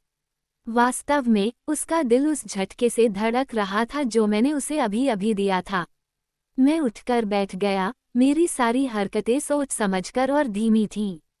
एक इंसान की तरह चल रहा था। वह देख रही थी, उसकी आंखें हर हरकत पर टिकी हुई थीं, उसके होठों के कोनों पर एक मुस्कान उभरने लगी थी। उसके होठों को देखकर मुझे लगा कि वह बहुत दूर थी। मैं उसकी तरफ झुका और उसे सावधानी से उठाया। मेरे हाथ उसकी बाहों के ऊपरी हिस्से में लिपटे हुए थे, फिर उसे अपने बगल में बिठाया। हमारे बीच सिर्फ 1 इंच की दूरी थी। काफी बेहतर। मैंने अपना हाथ उसके हाथ पर रखा और उसकी त्वचा की जलन का स्वागत करते हुए राहत की सांस ली। तुम मेरे साथ क्यों नहीं बैठती? वह मुस्कुराए। दिल कैसा है? मैंने पूछा, हालांकि वह इतनी जोर से धड़क रहा था कि मैं उसके चारों ओर हवा में सूक्ष्म कंपन को नाचते हुए महसूस कर सकता था। आप ही बताइए, उसने जवाब दिया। मुझे यकीन है कि आप इसे मुझसे बेहतर सुन सकते हैं। बिल्कुल सही। मैं धीरे से हंसा, जबकि उसकी मुस्कान और भी चौड़ी हो गई। सुहाना मौसम अभी खत्म नहीं हुआ था, बादल छट गए और चांदनी की चांदी सी चमक उसकी त्वचा को छू रही थी, जिससे वह पूरी तरह से दिव्य लग रही थी। मुझे आश्चर्य हुआ कि मैं उसे कैसा दिख रहा था। उसकी आंखें आश्चर्य से भरी हुई लग रही थीं, ठीक वैसे ही जैसे मेरी भी होनी चाहिए। हमारे नीचे, सामने का दरवाज़ा खुला और बंद हुआ। घर के पास चाली की दबी हुई कहानी के अलावा कोई और विचार नहीं था। मुझे आश्चर्य हुआ कि वो कहाँ जा रहा था। दूर नहीं, धातु की चरमराहट, एक दबी हुई खनक। उसके दिमाग में लगभग एक योजना जैसी कोई चीज कौंधी। उसका ट्रक। मुझे थोड़ा आश्चर्य हुआ कि चाली बेला की हर हरकत को रोकने के लिए इस हद तक जा रहा था। मैं चाली के अजीब व्यवहार का जिक्र करने ही वाला था कि अचानक उसके चेहरे के भाव बदल गए। उसकी नज़र बेडरूम के दरवाजे पर गई और फिर वापस मेरी ओर। क्या मुझे 1 मिनट के लिए इंसान बनने का मौका मिल सकता है? उसने पूछा। निश्चित रूप से, मैंने तुरंत जवाब दिया। उसकी बात से मैं चकित था। अचानक उसकी भौहें झुक गईं और उसने मेरी तरफ देखा। रुको, उसने सख्त लहजे में आदेश दिया। यह अब तक किसी ने मुझसे की गई सबसे आसान मांग थी।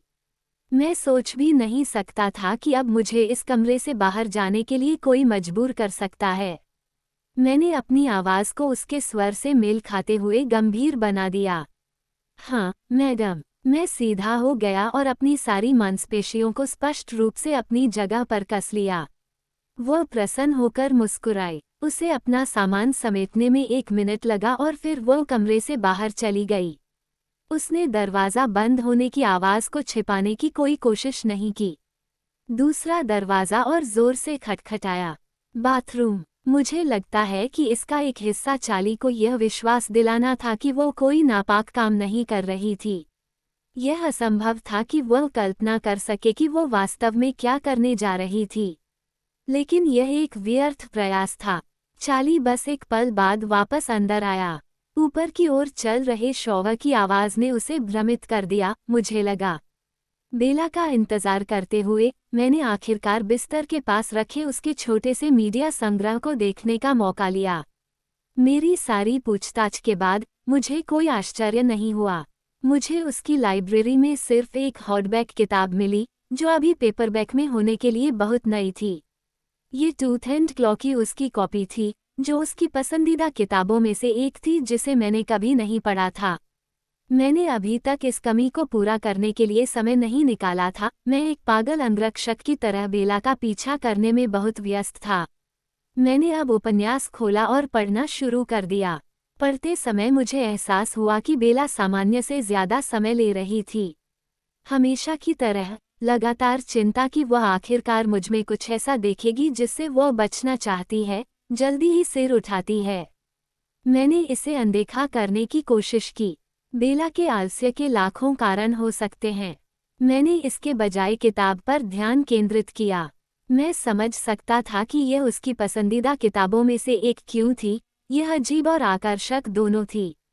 बेशक, विजयी प्रेम की कोई भी कहानी आज मेरे हास्य के अनुकूल होगी।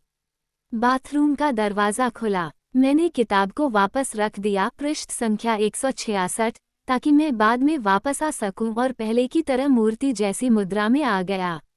लेकिन मैं निराश था। वापस लौटने के बजाय वह सीढ़ियों से नीचे उतर गई। उसके कदम नीचे के पायदान पर रुक गए। शुभ रात्रि, पिताजी, उसने पुकारा। चाली के विचार थोड़े उलझे हुए थे, लेकिन मैं इसके अलावा कुछ समझ नहीं पाया। शुभ रात्रि, बेला, वह बुदबुदाया। और फिर वह सीढ़ियों से वापस ऊपर की ओर भागी, जाहिर तौर पर जल्दबाजी में कदम पीछे छोड़ती हुई। उसने दरवाज़ा खोला। उसकी आंखें मुझे अंदर आने से पहले अंधेरे में खोज रही थीं और फिर उसने उसे अपने पीछे मजबूती से बंद कर लिया। जब उसने मुझे ठीक वैसा ही पाया जैसा उसने उम्मीद की थी, तो उसके चेहरे पर एक बड़ी मुस्कान फैल गई। मैंने उसे लौटाने के लिए अपनी संपूर्ण शांति को तोड़ा। वो एक क्षण के लिए झिझकी, उसकी नज़रें उसके पहने हुए पायजामे पर पड़ीं और फिर उसने लगभग क्षमायाचना मुद्रा में अपनी दोनों बाहें पार कर लीं। मैंने सोचा कि शायद मैं पहले की देरी को समझ गया हूँ। राक्षसों का डर नहीं, बल्कि यह एक आम डर है। शर्मीलापन। मैं आसानी से कल्पना कर सकता था कि सूरज और घास के मैदान के जादू से दूर वह कैसे अनिश्चित महसूस कर सकती है। मैं भी अपरिचित जमीन पर था। मैं पुरानी आदतों पर लौट आया और उसे उसकी असुरक्षा की भावना से बाहर निकालने की कोशिश करने लगा। मैंने मुस्कुराते हुए उसके नए पहनावे की सराहना की और कहा, बहुत बढ़िया। वह भौंचक्की रह गई, लेकिन उसके कंधे शिथिल हो गए। नहीं, मैंने जोर देकर कहा, यह आप पर अच्छा लग रहा है। शायद ये बहुत ही सामान्य वर्णन है। अपने गीले बालों के साथ कंधों के चारों ओर लंबी समुद्री शैवाल की उलझनों में और चांदनी में चमकते हुए चेहरे के साथ वह बहुत अच्छी लग रही थी। अंग्रेजी भाषा को एक ऐसे शब्द की आवश्यकता थी जिसका अर्थ देवी और नॉइड के बीच का कुछ हो।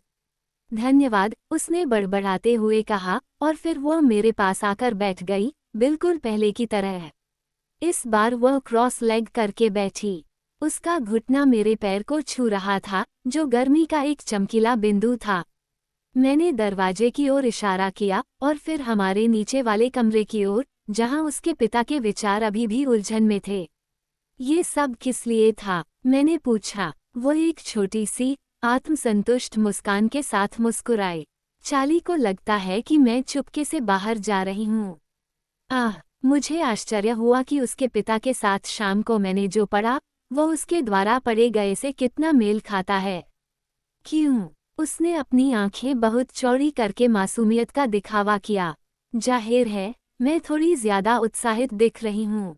उसके मजाक के साथ खेलते हुए मैंने अपना हाथ उसकी ठुड्डी के नीचे रखा और धीरे से उसका चेहरा चांद की रोशनी की ओर उठाया, जैसे कि उसे बेहतर तरीके से परखना चाहता हो। हालांकि उसके चेहरे को छूने से मेरे दिमाग से सारे मजाक निकल गए। वास्तव में तुम बहुत गर्म लग रही हो, मैंने बड़बड़ाया और हर संभावित परिणाम के बारे में सोचने के बिना मैं झुक गया और अपना गाल उसके गाल से सटा दिया। मेरी आंखें अपने आप बंद हो गईं। मैंने उसकी खुशबू को सांसों में महसूस किया। उसकी त्वचा मेरी त्वचा से बेहद प्रभावित हुई।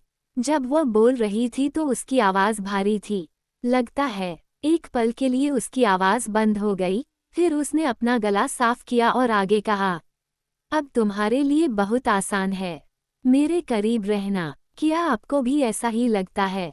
मैंने इस धारणा के बारे में सोचा क्योंकि मैंने अपनी नाक को उसके जबड़े के किनारे से सरका दिया था। मेरे गले में होने वाला शारीरिक दर्द कभी भी थोड़ा कम नहीं हुआ था, हालांकि इसने उसे छूने के आनंद को कम नहीं किया। जबकि मेरे दिमाग के कुछ हिस्से उस पल के चमत्कार में खो गए थे, दूसरे हिस्सों ने हर मांसपेशी की हरकतों को मापना, हर शारीरिक प्रतिक्रिया पर नज़र रखना कभी बंद नहीं किया था। वास्तव में इसने मेरी मानसिक क्षमता का काफ़ी हिस्सा ले लिया, लेकिन फिर एक अमर दिमाग के पास काफ़ी जगह थी। इससे भी उस पल को नुकसान नहीं पहुंचा। मैंने उसके गीले बालों का पर्दा उठाया और फिर उसके कान के ठीक नीचे की असंभव रूप से मुलायम त्वचा पर अपने होंठ हल्के से दबाए। उसने कांपती हुई सांस ली। बहुत बहुत आसान है। मेरी एकमात्र टिप्पणी थी। मैं उसके चांदनी गले की खोज में पूरी तरह से शामिल था। तो मैं सोच रही थी, उसने शुरू किया, लेकिन फिर चुप हो गई जब मेरी उंगलियां उसके कॉलरबोन की नाजुक रेखा को छू रही थीं। उसने एक और अस्थिर सांस ली। मैंने प्रोत्साहित किया, मेरी उंगलियां ऊपर के खोखले में डूबी हुई थीं। हड्डी। उसकी आवाज़ ऊंची और कांपती हुई थी जब उसने पूछा, ऐसा क्यों है, तुम्हें क्या लगता है? मैं हंस पड़ा, मन की बात मन पर हावी हो गई। वो मुझसे दूर हो गई और मैं एकदम से चौकन्ना हो गया। क्या मैंने कोई सीमा लांघी थी? अनुचित व्यवहार किया था? उसने भी मेरी तरफ देखा, वह भी मेरी तरह ही हैरान लग रही थी। मैंने उसके कुछ कहने का इंतजार किया, लेकिन वह बस मेरी तरफ सागर जैसी गहरी आंखों से देखती रही। इस दौरान उसका दिल इतनी तेजी से धड़क रहा था कि ऐसा लग रहा था जैसे उसने अभी अभी मैराथन दौड़ लगाई हो या बहुत डरी हुई हो। क्या मैंने कुछ गलत किया? मैंने पूछा। नहीं, इसके विपरीत। उसके होंठ मुस्कुरा उठे। तुम मुझे पागल बना रहे हो। थोड़ा चौंककर मैं केवल इतना ही पूछ सका, सच में? उसका दिल अभी भी धड़क रहा था, डर से नहीं बल्कि इच्छा से। ये जानकर अब मेरे शरीर में बिजली की धड़कनें तेज हो गई थीं। मेरी जवाबी मुस्कान शायद बहुत बड़ी थी। उसकी मुस्कान भी मेरी मुस्कान से मिलती हुई दिखने लगी। क्या आप तालियां बजाना चाहेंगे? क्या उसे लगता था कि मैं खुद पर इतना भरोसा करता हूँ? क्या वह यह अनुमान नहीं लगा सकती थी कि यह सब मेरे अधिकार क्षेत्र से बाहर था? ऐसी कई चीजें थीं जिनमें मैं माहिर था, उनमें से ज्यादातर मेरी असाधारण मानवीय क्षमताओं के कारण थीं। मुझे पता था कि मैं कब आश्वस्त हो सकता हूँ। यह उन समयों में से कोई नहीं था। मैं तो बस सुखद आश्चर्य में हूँ। पिछले 100 सालों में या तो मैं रुका और उसके कुछ हद तक आत्मसंतुष्ट प्रतिक्रिया पर लगभग हंस पड़ा, एक जारी रखा, उसे मेरी ईमानदारी पसंद आई। मैंने कभी ऐसा कुछ नहीं सोचा था, कुछ भी करीब नहीं। मुझे विश्वास नहीं था कि मैं कभी किसी ऐसे व्यक्ति को पाऊंगी जिसके साथ मैं अपने भाइयों और बहनों के अलावा किसी और तरह से रहना चाहती हूँ। शायद रोमांस हमेशा सभी को थोड़ा मूर्खतापूर्ण लगता था जब तक कि कोई वास्तव में इसमें नहीं पड़ जाता। और फिर यह पता चला, भले ही यह सब मेरे लिए नया था, कि मैं इसमें अच्छा हूँ तुम्हारे साथ रहने में। शब्द शायद ही कभी मुझे निराश करते हों, लेकिन यह एक ऐसी भावना थी जिसे मैंने कभी अनुभव नहीं किया था, जिसका मेरे पास कोई नाम नहीं था। तुम हर काम में अच्छे हो, उसने कहा। उसके लहजे से ऐसा लग रहा था कि यह बात इतनी स्पष्ट थी कि उसे इसे जोर से नहीं कहना चाहिए था। मैंने बनावटी स्वीकृति में कंधे उचकाए और फिर उसके साथ चुपचाप हंस दिया, ज्यादातर खुशी और आश्चर्य के साथ। उसकी हंसी फीकी पड़ गई और उसकी भौहों के बीच चिंता की लकीर उभर आई। लेकिन अब यह इतना आसान कैसे हो सकता है? आज दोपहर, हालांकि हम पहले से कहीं ज्यादा तालमेल में थे, लेकिन मुझे याद रखना था कि घास के मैदान में उसकी दोपहर और घास के मैदान में मेरी दोपहर का अनुभव काफी अलग था। वो कैसे समझ सकती थी कि उन घंटों में मैं किस तरह के बदलावों से गुजरी थी जब हम धूप में साथ थे। नई अंतरंगता के बावजूद मुझे पता था कि मैं उसे कभी नहीं समझा पाऊंगी कि मैं इस जगह पर कैसे पहुंची। वो कभी नहीं जान पाएगी कि मैंने खुद को क्या कल्पना करने की अनुमति दी थी। मैंने आह भरी, अपने शब्दों का चयन किया। मैं चाहता था कि वह जितना मैं साझा कर सकता हूँ, उतना समझे। यह आसान नहीं है। ये कभी आसान नहीं होगा। ये हमेशा दर्दनाक होगा। इनमें से कोई भी बात मायने नहीं रखती। संभव ही वह सब था जो मैं कभी भी मांगता। लेकिन आज दोपहर, मैं अभी भी अनिर्णित था। क्या ये हिंसा के मेरे अचानक हमले का वर्णन करने के लिए सबसे अच्छा शब्द था? मैं किसी और के बारे में नहीं सोच सका। मुझे इसके लिए खेद है। मेरे लिए ऐसा व्यवहार करना अक्षम्य था। उसकी मुस्कान दयालु हो गई। अक्षम्य नहीं, धन्यवाद, मैंने समझाने के काम पर लौटने से पहले बड़बड़ाया। देखा, मुझे यकीन नहीं था कि मैं काफी मजबूत हूँ और मैंने उसका एक हाथ लिया और उसे अपनी त्वचा पर रखा, बर्फ के खिलाफ सुलगते अंगारे। यह एक सहज भाव था और मुझे ये जानकर आश्चर्य हुआ कि इससे किसी तरह बोलना आसान हो गया। जबकि अभी भी संभावना थी कि मैं हो सकता हूँ। मैंने उसकी कलाई के अंदर सबसे सुगंधित बिंदु से उसकी खुशबू को सूंघा, ज्वलंत दर्द का आनंद लेते हुए, पर काबू पा लिया। मैं अतिसंवेदनशील था, जब तक मैंने अपना मन नहीं बना लिया कि मैं काफी मजबूत हूँ, कि इस बात की कोई संभावना नहीं थी कि मैं जो मैं कभी भी कर सकता था। मेरी बात अधूरी रह गई। आखिरकार मेरी नज़र उससे मिली। मैंने उसके दोनों हाथ अपने हाथों में ले लिए। तो अब कोई संभावना नहीं है। मैं यह नहीं बता सका कि उसका मतलब बयान था या सवाल। अगर यह सवाल था, तो वह जवाब के बारे में पूरी तरह आश्वस्त थी। और मैं खुशी से गाना चाहता था कि वह सही थी। मन की बात ही पदार्थ पर हावी है, मैंने फिर कहा। वाह, ये तो आसान था। वो फिर हंसने लगी। मैं भी हंस पड़ा और सहजता से उसके उल्लासमय मूड में आ गया। तुम्हारे लिए आसान है, मैंने चिढ़ाते हुए कहा। मैंने अपना एक हाथ मुक्त किया और अपनी तर्जनी से उसकी नाक की नोक को छुआ। अचानक मजाकियापन खत्म हो गया, किसी तरह से खुरदरापन। मेरी सारी चिंताएं मेरे सिर में भंवर की तरह घूमने लगीं। मेरा हास्य गायब हो गया और मैंने पाया कि मैं एक और चेतावनी दे रहा हूँ। मैं कोशिश कर रहा हूँ। अगर यह बहुत ज्यादा हो गया, तो मुझे पूरा यकीन है कि मैं यहाँ से निकल जाऊंगा। उसके चेहरे पर जो तनाव था उसमें अप्रत्याशित रूप से आक्रोश झलक रहा था। लेकिन मैंने चेतावनी देना अभी खत्म नहीं किया था, और कल यह और भी कठिन हो जाएगा। मैंने पूरे दिन मेरे सिर में तुम्हारी खुशबू रहती थी और मैं आश्चर्यजनक रूप से संवेदनहीन हो गया हूँ। अगर मैं तुमसे कुछ समय के लिए दूर रहा तो मुझे फिर से शुरुआत करनी होगी। हालांकि मुझे लगता है कि यह बिल्कुल शुरुआत से नहीं होगा।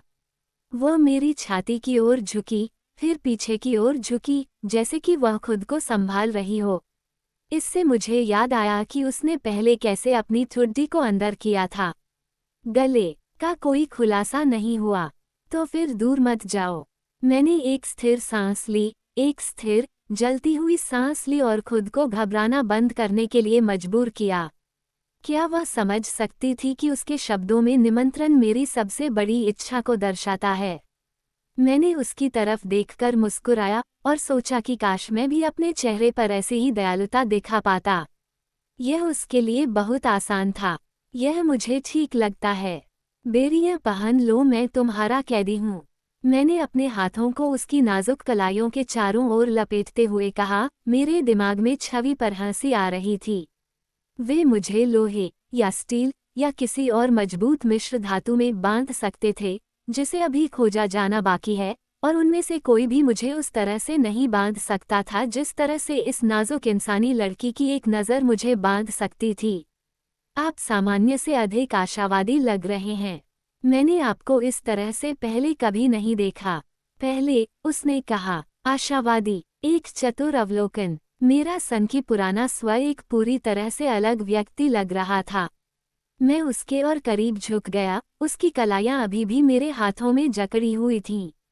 क्या यह ऐसा ही नहीं होना चाहिए? पहले प्यार की महिमा और वह सब। यह अविश्वसनीय है न? किसी चीज़ के बारे में पढ़ने, उसे तस्वीरों में देखने और उसका अनुभव करने के बीच का अंतर। उसने सोच में सिर हिलाया। बहुत अलग, जितना मैंने सोचा था उससे ज़्यादा बलशाली। मैंने उस समय के बारे में सोचा जब मैंने पहली बार पहली और दूसरी भावनाओं के बीच अंतर का अनुभव किया था। उदाहरण के लिए, ईर्ष्या की भावना, मैंने कहा। मैंने इसके बारे में 1,00,000 बार पढ़ा है। अभिनेताओं को इसे 1,000 अलग अलग नाटकों और फिल्मों में चित्रित करते देखा है। मुझे लगता है कि मैं इसे बहुत अच्छी तरह से समझ गया हूँ। लेकिन इसने मुझे चौंका दिया। क्या आपको वह दिन याद है जब माइक ने आपको डांस के लिए आमंत्रित किया था? जिस दिन तुमने मुझसे फिर से बात करना शुरू किया। उसने यह बात सुधार के तौर पर कही, मानो मैं यादों के गलत हिस्से को प्राथमिकता दे रही थी। लेकिन मैं उसमें खो गया था जो उसके ठीक पहले हुआ था, और उस समय को पूरी तरह याद कर रहा था जब मैंने पहली बार उस विशिष्ट जुनून को महसूस किया था। मैं हैरान था। मैंने सोचा, नाराजगी की भावना, लगभग क्रोध की भावना। मुझे लगा कि मैं पहले तो पहचान ही नहीं पाया कि यह क्या था। मैं हमेशा से भी ज्यादा नाराज था क्योंकि मैं नहीं जान पाया कि तुम क्या सोच रहे थे। तुमने उसे मना क्यों किया? क्या ये सिर्फ तुम्हारे दोस्त की खातिर था? क्या कोई और था? मुझे पता था कि मुझे किसी भी तरह से परवाह करने का कोई अधिकार नहीं था। मैंने परवाह न करने की कोशिश की। जैसे जैसे कहानी अपने रास्ते पर आगे बढ़ी, मेरा मूड बदलता गया। मैं एक बार हंसा, और फिर लाइन बनने लगी। जैसा कि मैंने उम्मीद की थी, उसके उत्तर को सुनकर मुझे फिर से हंसने का मन हुआ। मैं इंतजार कर रहा था, अनावश्यक रूप से उत्सुकता से ये सुनने के लिए कि तुम उनसे क्या कहोगे, तुम्हारे हाव भाव देखने के लिए। तुम्हारे चेहरे पर झुंझलाहट देखकर मुझे जो राहत महसूस हुई, उसे मैं नकार नहीं सकता था। लेकिन मैं निश्चित नहीं था। वह पहली रात थी जब मैं यहाँ आया था। उसके गालों पर धीरे धीरे लाली आने लगी, लेकिन वह और करीब झुक गई, शर्मिंदगी के बजाय तीव्र। माहौल एक बार फिर बदल गया, और मैंने पाया कि मैं आज 100वीं बार अपने आप को स्वीकारोक्ति के बीच में पा रहा हूँ। मैंने अब और धीरे से फुसफुसाया, 4 मैं पूरी रात तुम्हें सोते हुए देखता रहा।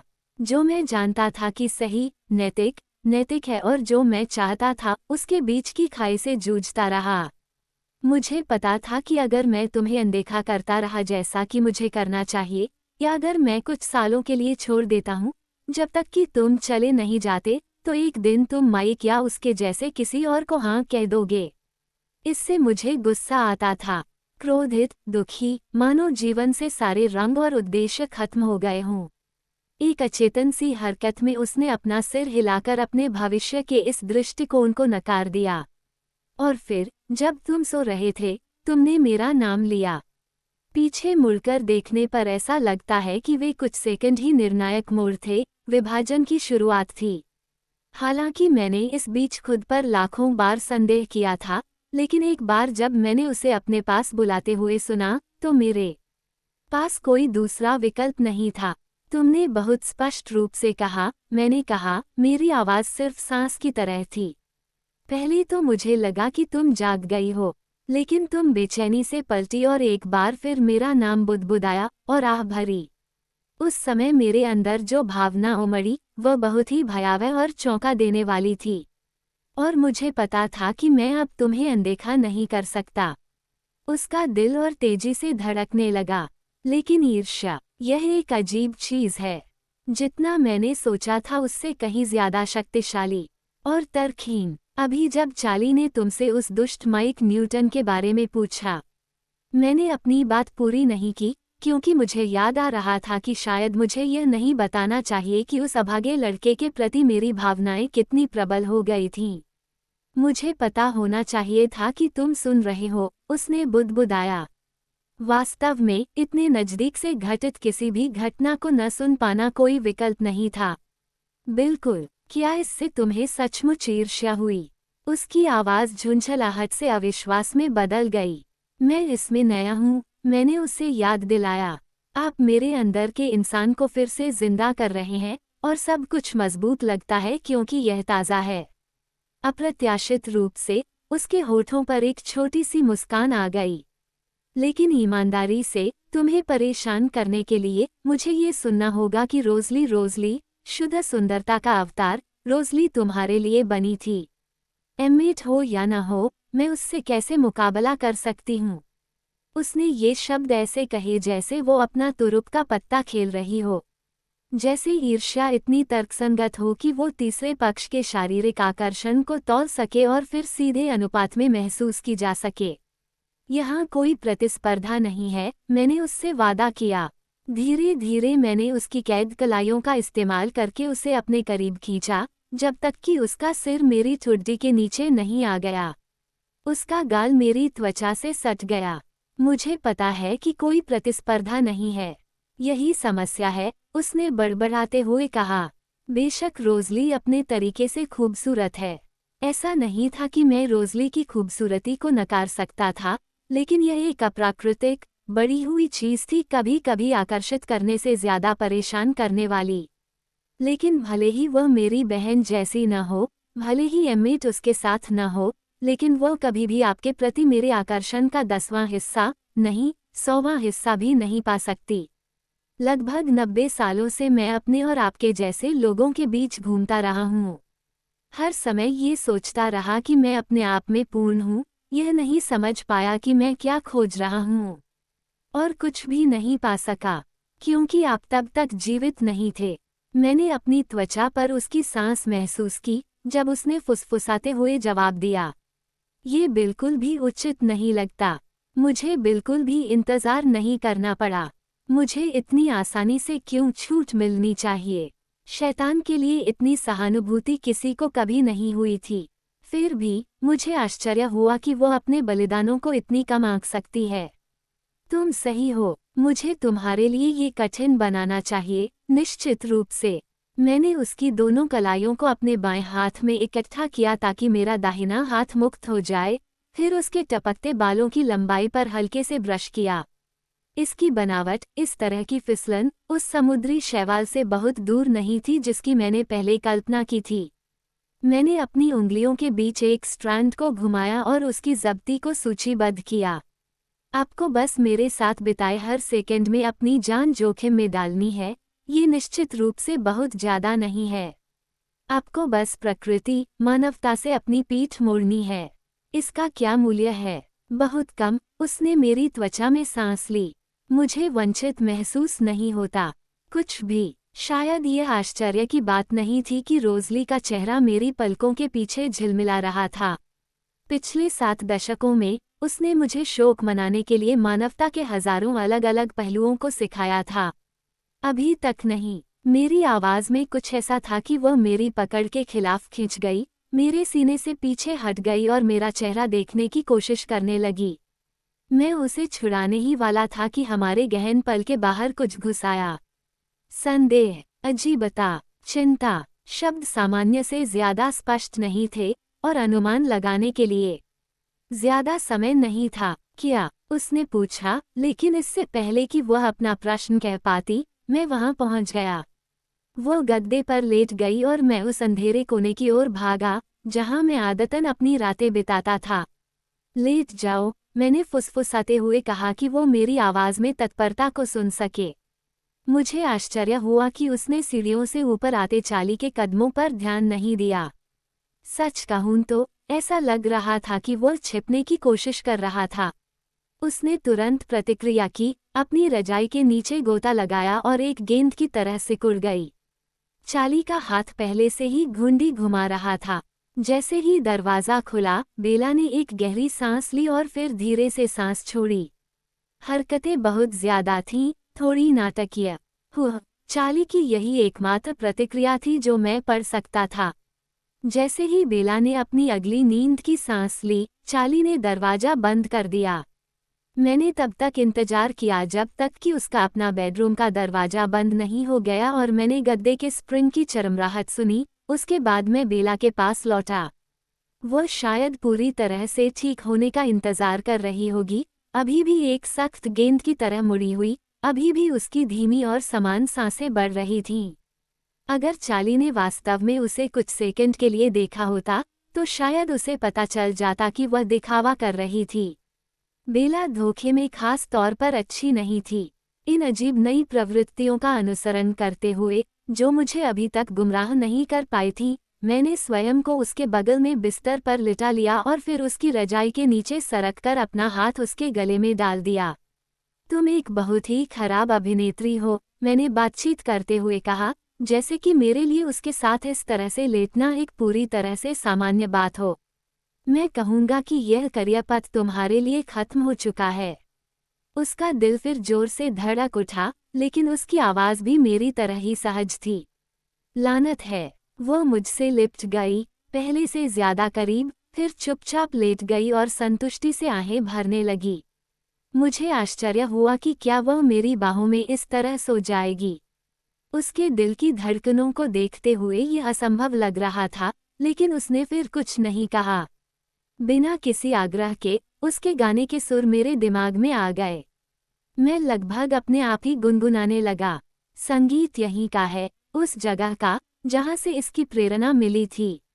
बेला ने कोई टिप्पणी नहीं की, लेकिन उसका शरीर तनाव में था, मानो वह ध्यान से सुन रही हो। मैंने रुककर पूछा, क्या मैं तुम्हें गाकर सुला दूं? मुझे आश्चर्य हुआ जब वह धीरे से हंसी। ठीक है, जैसे मैं तुम्हारे साथ यहाँ सो सकती हूँ। आप ऐसा हर समय करते हैं। उसकी आवाज़ सख्त हो गई, लेकिन मुझे नहीं पता था कि तुम यहाँ हो। मुझे खुशी थी कि वह अभी भी मेरे अपराधों से परेशान लग रही थी। मुझे पता था कि मैं किसी तरह की सज़ा का हकदार हूँ, कि उसे मुझे जवाबदेह ठहराना चाहिए। हालांकि वो मुझसे दूर नहीं गई। मैं ऐसी सज़ा की कल्पना नहीं कर सकता था जो तब तक कोई वज़न रखती जब तक वो मुझे उसे पकड़ने की अनुमति देती। तो अगर तुम सोना नहीं चाहती? मैंने पूछा, क्या ये भोजन जैसा था? क्या मैं स्वार्थवश उसे किसी महत्वपूर्ण चीज़ से दूर रख रहा था? लेकिन जब वह चाहती थी कि मैं रुकूं तो मैं कैसे जा सकता था? अगर मैं सोना नहीं चाहूं तो? उसने कहा, तो फिर तुम क्या करना चाहती हो? क्या वह मुझे बताएगी कि वह थक गई है? या वह दिखावा करेगी कि वह ठीक है? उसे जवाब देने में बहुत समय लगा। मुझे यकीन नहीं है, उसने आखिरकार कहा, और मैं ये सोचने से खुद को नहीं रोक पाया कि उसने अपने विचार विमर्श में किन विकल्पों पर विचार किया होगा। मैं उसके साथ इस तरह से जुड़ने में बहुत आगे था, लेकिन यह अजीब तरह से स्वाभाविक लगा। क्या उसे ऐसा लगा, या सिर्फ अभिमान? क्या इसने उसे मेरी तरह और अधिक कल्पना करने के लिए प्रेरित किया? क्या उसने इतने लंबे समय तक यही सोचा था? जब आप फैसला कर ले तो मुझे बताइए। मैं कोई सुझाव नहीं दूंगा, मैं उसे नेतृत्व करने दूंगा। कहना आसान है, करना मुश्किल। उसकी खामोशी में मैंने पाया कि मैं उसके और करीब झुक रहा हूँ, अपना चेहरा उसके जबड़े की लंबाई से छू रहा हूँ, उसकी खुशबू और उसकी गर्मी दोनों को सांसों में भर रहा हूँ। आग अब मेरे अंदर इस कदर समा चुकी थी कि दूसरी चीज़ों पर ध्यान देना आसान था। मैंने हमेशा उसकी खुशबू के बारे में डर और इच्छा के साथ सोचा था, लेकिन इसकी सुंदरता में इतनी सारी परतें थीं कि मैं पहले इसकी सराहना नहीं कर पाया था। मैंने सोचा था कि तुम संवेदनहीन हो गए हो, वो बुदबुदाए। मैं समझाने के लिए अपने पिछले रूपक पर वापस आया। सिर्फ इसलिए कि मैं शराब का विरोध कर रहा हूँ, इसका मतलब यह नहीं है कि मैं गुलदस्ते की सराहना नहीं कर सकता। आपके पास बहुत ही फूलों की खुशबू है, जैसे लवेंडर या फ्रीजिया। मैं एक बार हंसा, यह मुंह में पानी ला देने वाली है। उसने जोर से निगलते हुए कहा, फिर एक बेपरवाही से बोली, हाँ, यह एक खराब दिन है जब मुझे कोई यह नहीं बताता कि मेरी महक कितनी खाने लायक है। मैं फिर से हंसा और फिर आह भरी। मुझे हमेशा उसके जवाब के इस हिस्से पर पछतावा होगा, लेकिन अब यह इतनी भारी बात नहीं थी। एक छोटा सा कांटा, गुलाब की सुंदरता के सामने इतना अप्रासंगिक। उन्होंने कहा, मैंने तय कर लिया है कि मुझे क्या करना है। मैंने बेसब्री से इंतजार किया। मैं आपके बारे में और अधिक सुनना चाहता हूँ। खैर, मेरे लिए यह उतना दिलचस्प नहीं है, लेकिन वह जो चाहे, पा सकती है। मुझसे कुछ भी पूछें। तुम ऐसा क्यों करते हो? उसने पहले से ज्यादा शांत स्वर में कहा। मुझे अभी भी समझ नहीं आया कि तुम जो हो, उसका विरोध करने के लिए तुम इतनी मेहनत कैसे कर सकते हो। कृपया गलतफहमी न पालें, बेशक मुझे खुशी है कि तुम ऐसा करते हो। मैं बस यह नहीं समझ पाती कि तुम पहले स्थान पर क्यों परेशान हो रहे हो। मुझे खुशी है कि उसने ये पूछा। यह महत्वपूर्ण था। मैंने समझाने का सबसे अच्छा तरीका खोजने की कोशिश की, लेकिन मेरे शब्द कुछ जगहों पर लड़खड़ा गए। यह एक अच्छा सवाल है और आप इसे पूछने वाले पहले व्यक्ति नहीं हैं। हमारे जैसे अन्य लोग जो अपने भाग्य से काफी संतुष्ट हैं, वे भी आश्चर्य करते हैं कि हम कैसे रहते हैं। लेकिन आप देखिए, सिर्फ इसलिए कि हमें एक निश्चित हाथ मिला है, इसका मतलब यह नहीं है कि हम उस नियति की सीमाओं को जीतने के लिए ऊपर उठने का विकल्प नहीं चुन सकते जिसे हम में से कोई भी नहीं चाहता था। हम जो भी आवश्यक मानवता बनाए रख सकते हैं उसे बनाए रखने की कोशिश करें। क्या वह समझ गई कि मेरा क्या मतलब था? उसने कोई टिप्पणी नहीं की और वह हिली भी नहीं। क्या तुम सो गई हो? मैंने इतनी धीमी आवाज में फुसफुसाया कि अगर ऐसा होता तो वह जाग नहीं पाती। नहीं, उसने जल्दी से कहा, और कुछ नहीं कहा। ये निराशाजनक और हास्यास्पद था कि सब कुछ बदलने के बावजूद कुछ भी नहीं बदला। मैं हमेशा उसके खामोश विचारों से परेशान हो जाता था। क्या तुम्हें बस इतनी ही जिज्ञासा थी? मैंने प्रोत्साहित किया। बिल्कुल नहीं। मैं उसका चेहरा नहीं देख सका, लेकिन मुझे पता था कि वो मुस्कुरा रही थी। तुम और क्या जानना चाहते हो? तुम मन क्यों पढ़ सकते हो? सिर्फ तुम ही क्यों? उसने पूछा। और एलिस, भविष्य देखना, ऐसा क्यों होता है? मैं चाहता था कि मेरे पास कोई बेहतर जवाब होता। मैंने कंधे उचकाए और स्वीकार किया, हम वास्तव में नहीं जानते। कार्लिस्ले का एक सिद्धांत है, उनका मानना है कि हम सभी अपने सबसे मजबूत मानवीय गुणों में से कुछ को अगले जीवन में अपने साथ लेकर आते हैं, जहां वे हमारे दिमाग और हमारी इंद्रियों की तरह तीव्र हो जाते हैं। उनका मानना है कि मैं अपने आसपास के लोगों के विचारों के प्रति पहले से ही बहुत संवेदनशील रहा हूँ। और एलिस को कुछ पूर्व ज्ञान था, चाहे वह कहीं भी हो। वो अगले जीवन में और अन्य लोगों के लिए क्या लेकर आया? यह एक आसान जवाब था, मैंने पहले भी कई बार इस पर विचार किया था। कार्लिसल अपनी करुणा लेकर आया। एस्मे अपनी प्रेम करने की क्षमता लेकर आई, जोश से। एम्मेट अपनी ताकत लेकर आया, रोजली।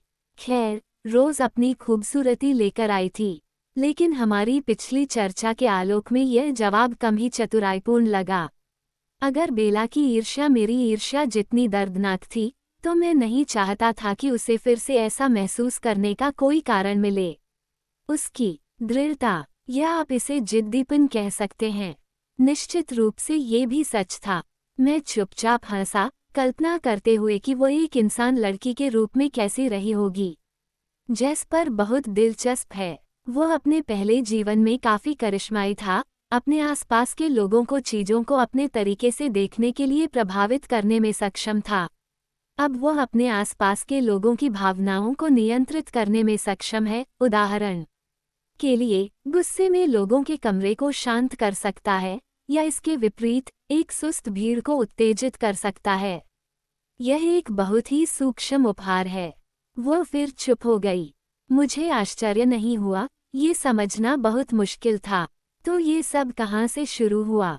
उसने आखिरकार पूछा। मेरा मतलब है, कार्लिसले ने तुम्हें बदल दिया, और फिर किसी ने उसे बदल दिया होगा, और इसी तरह। एक और उत्तर जो केवल अनुमान था। अच्छा, आप कहाँ से आए हैं?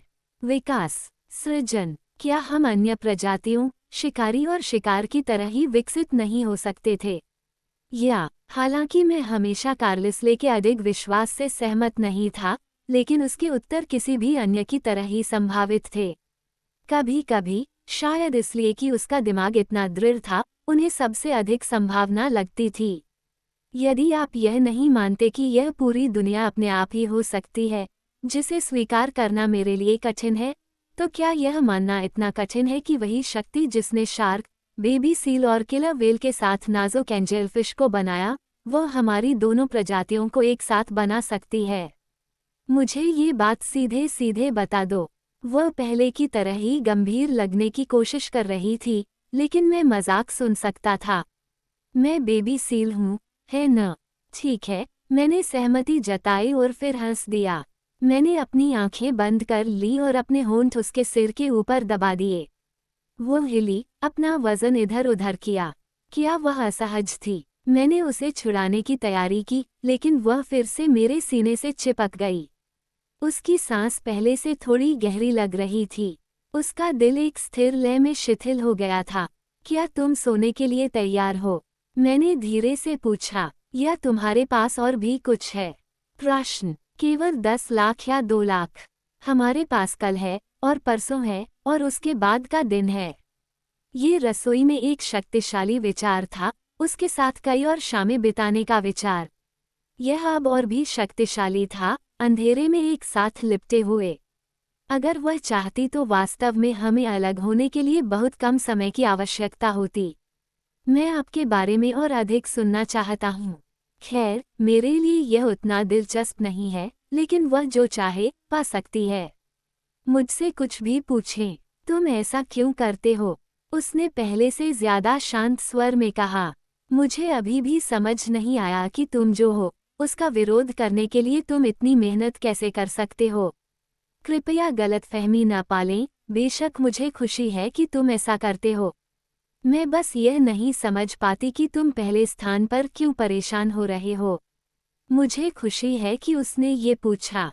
यह महत्वपूर्ण था। मैंने समझाने का सबसे अच्छा तरीका खोजने की कोशिश की, लेकिन मेरे शब्द कुछ जगहों पर लड़खड़ा गए।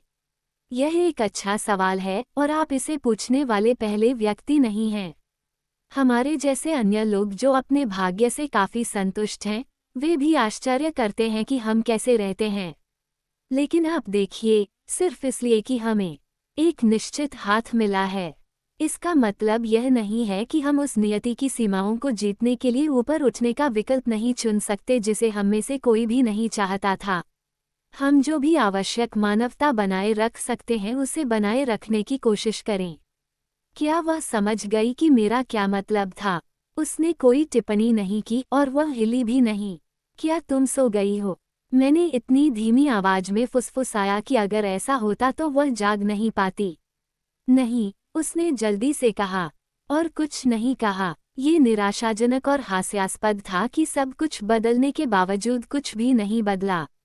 मैं हमेशा उसके खामोश विचारों से परेशान हो जाता था। क्या तुम्हें बस इतनी ही जिज्ञासा थी?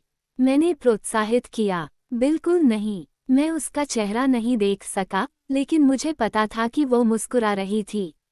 तुम और क्या जानना चाहते हो? तुम मन क्यों पढ़ सकते हो? सिर्फ तुम ही क्यों? उसने पूछा। और एलिस, भविष्य देखना। ऐसा क्यों होता है? मैं चाहता था कि मेरे पास कोई बेहतर जवाब होता। मैंने कंधे उचकाए और स्वीकार किया, हम वास्तव में नहीं जानते। कार्लिस्ले का एक सिद्धांत है, उनका मानना है कि हम सभी अपने सबसे मजबूत मानवीय गुणों में से कुछ को अगले जीवन में अपने साथ लेकर आते हैं, जहां वे हमारे दिमाग और हमारी इंद्रियों की तरह तीव्र हो जाते हैं। उनका मानना है कि मैं अपने आसपास के लोगों के विचारों के प्रति पहले से ही बहुत संवेदनशील रहा हूँ, और एलिस को कुछ पूर्व ज्ञान था, चाहे वह कहीं भी हो। वो अगले जीवन में और अन्य लोगों के लिए क्या लेकर आया? यह एक आसान जवाब था, मैंने पहले भी कई बार इस पर विचार किया था। कार्लिसल अपनी करुणा लेकर आया। इसमें अपनी प्रेम करने की क्षमता लेकर आए, साथ रहने की तुलना में अलग रहने का समय कम। क्या उसे भी खुशी का एहसास हुआ? क्या तुम्हें यकीन है कि तुम सुबह गायब नहीं हो जाओगी? आखिरकार तुम काल्पनिक हो, उसने बिना किसी हास्य के अपना सवाल पूछा। यह एक गंभीर चिंता की तरह लग रहा था। मैं तुम्हें नहीं छोड़ूंगा, मैंने वादा किया। यह एक प्रतिज्ञा, एक अनुबंध की तरह लगा। मुझे उम्मीद थी कि वो ये सुन सकेगी। तो फिर आज रात एक और। मैं उसके सवाल का इंतजार कर रहा था, लेकिन उसने आगे कुछ नहीं कहा। मैं हैरान रह गया जब उसका दिल फिर से धड़कने लगा। मेरे आसपास की हवा उसके खून की धड़कन से गर्म हो गई। यह क्या है? नहीं, भूल जाओ, उसने जल्दी से कहा। मैंने अपना मन बदल लिया है। बेला, तुम मुझसे कुछ भी पूछ सकती हो। उसने कुछ नहीं कहा। मैं कल्पना नहीं कर सकता था कि वो इस समय कुछ पूछने से डरेगी। उसका दिल फिर से तेज हो गया और मैंने जोर से कराहते हुए कहा, मैं सोचता रहता हूँ कि तुम्हारे विचार न सुनकर यह कम निराशाजनक हो जाएगा, लेकिन यह और भी बदतर होता जा रहा है। मुझे खुशी है कि तुम मेरे विचार नहीं पढ़ सकते, उसने तुरंत जवाब दिया। ये बहुत बुरा है कि तुम मेरी नींद में की गई बातचीत को चुपके से सुन लेते हो। अजीब बात है कि मेरे द्वारा पीछा किए जाने पर उसकी यही एकमात्र आपत्ति होगी, लेकिन मैं उसके लापता प्रश्न के लिए बहुत उत्सुक था, जिसने उसके दिल की धड़कनें बढ़ा दी थीं। अब उसके बारे में चिंता करने का कोई कारण नहीं था। कृपया, मैंने विनती की। जब उसने अपना सिर हिलाया तो उसके बाल मेरी छाती पर आगे पीछे हो रहे थे। अगर तुम मुझे नहीं बताओगे तो मैं मान लूंगा कि यह उससे कहीं ज्यादा बुरा है। मैंने इंतजार किया, लेकिन उस धोखे से वह नहीं बदली। सच में, मेरे पास कोई विचार नहीं था, चाहे वह तुच्छ हो या गहरा। मैंने फिर से भीख मांगने की कोशिश की। कृपया। अच्छा, वह झिझकी, लेकिन कम से कम वह बात तो कर रही थी। या नहीं? सन्नाटा छा गया। फिर से, हाँ, मैंने पूछा, तुमने कहा था कि रोज़ली और एमिट जल्द ही शादी कर लेंगे। वह चुप हो गई, जिससे मैं फिर से उसके विचारों की श्रृंखला पर हैरान रह गया। क्या उसे निमंत्रण चाहिए था? क्या ये विवाह वैसा ही है जैसा मनुष्यों के लिए है? मेरा दिमाग जितनी तेजी से काम कर रहा था, मुझे इसे समझने में 1 सेकंड लगा। ये और भी स्पष्ट होना चाहिए था। मुझे ये बात दृढ़ता से ध्यान में रखनी थी कि 9-5 उसके साथ मेरे अनुभव में 10 में से कई बार, कम से कम जब भी उसका दिल तेजी से धड़कने लगता था, तो इसका डर से कोई लेना देना नहीं होता था। यह आमतौर पर आकर्षण होता था। और क्या इस तरह की सोच किसी भी तरह से चौंकाने वाली होनी चाहिए जब मैं हाल ही में उसके साथ उसके बिस्तर पर चढ़ गया था? मैं अपनी मूर्खता पर हंस पड़ा। क्या आप यही कहना चाह रहे हैं? मेरा सवाल हल्का लग रहा था, लेकिन मैं इस विषय पर प्रतिक्रिया देने से खुद को रोक नहीं सका। मेरे शरीर में बिजली दौड़ गई और मुझे खुद को इस तरह से बदलने की इच्छा को रोकना पड़ा कि मेरे होंठ उसके होंठों तक पहुंच सकें। ये सही जवाब नहीं था। ये हो ही नहीं सकता था, क्योंकि पहले के बाद एक स्पष्ट दूसरा सवाल था। हाँ, मुझे लगता है कि यह लगभग वैसा ही है, मैंने जवाब दिया। मैंने तुमसे कहा था, ज्यादातर मानवीय इच्छाएं वहाँ मौजूद हैं, बस ज्यादा शक्तिशाली इच्छाओं के पीछे छिपी हुई हैं। ओह, उसने बात जारी नहीं रखी। शायद मैं गलत था। क्या आपकी जिज्ञासा के पीछे कोई उद्देश्य था? उसने आह भरी। खैर, मुझे आश्चर्य हुआ। तुम्हारे और मेरे बारे में? किसी दिन? नहीं, गलत नहीं। अचानक दुख ने मुझे ऐसा महसूस कराया जैसे मेरे सीने पर कोई बोझ पड़ गया हो। काश मेरे पास उसे देने के लिए कोई अलग जवाब होता। मुझे नहीं लगता कि मैंने सेक्स शब्द का इस्तेमाल करने से परहेज किया क्योंकि उसने कहा था, ये हमारे लिए संभव होगा। क्योंकि यह तुम्हारे लिए बहुत कठिन होगा।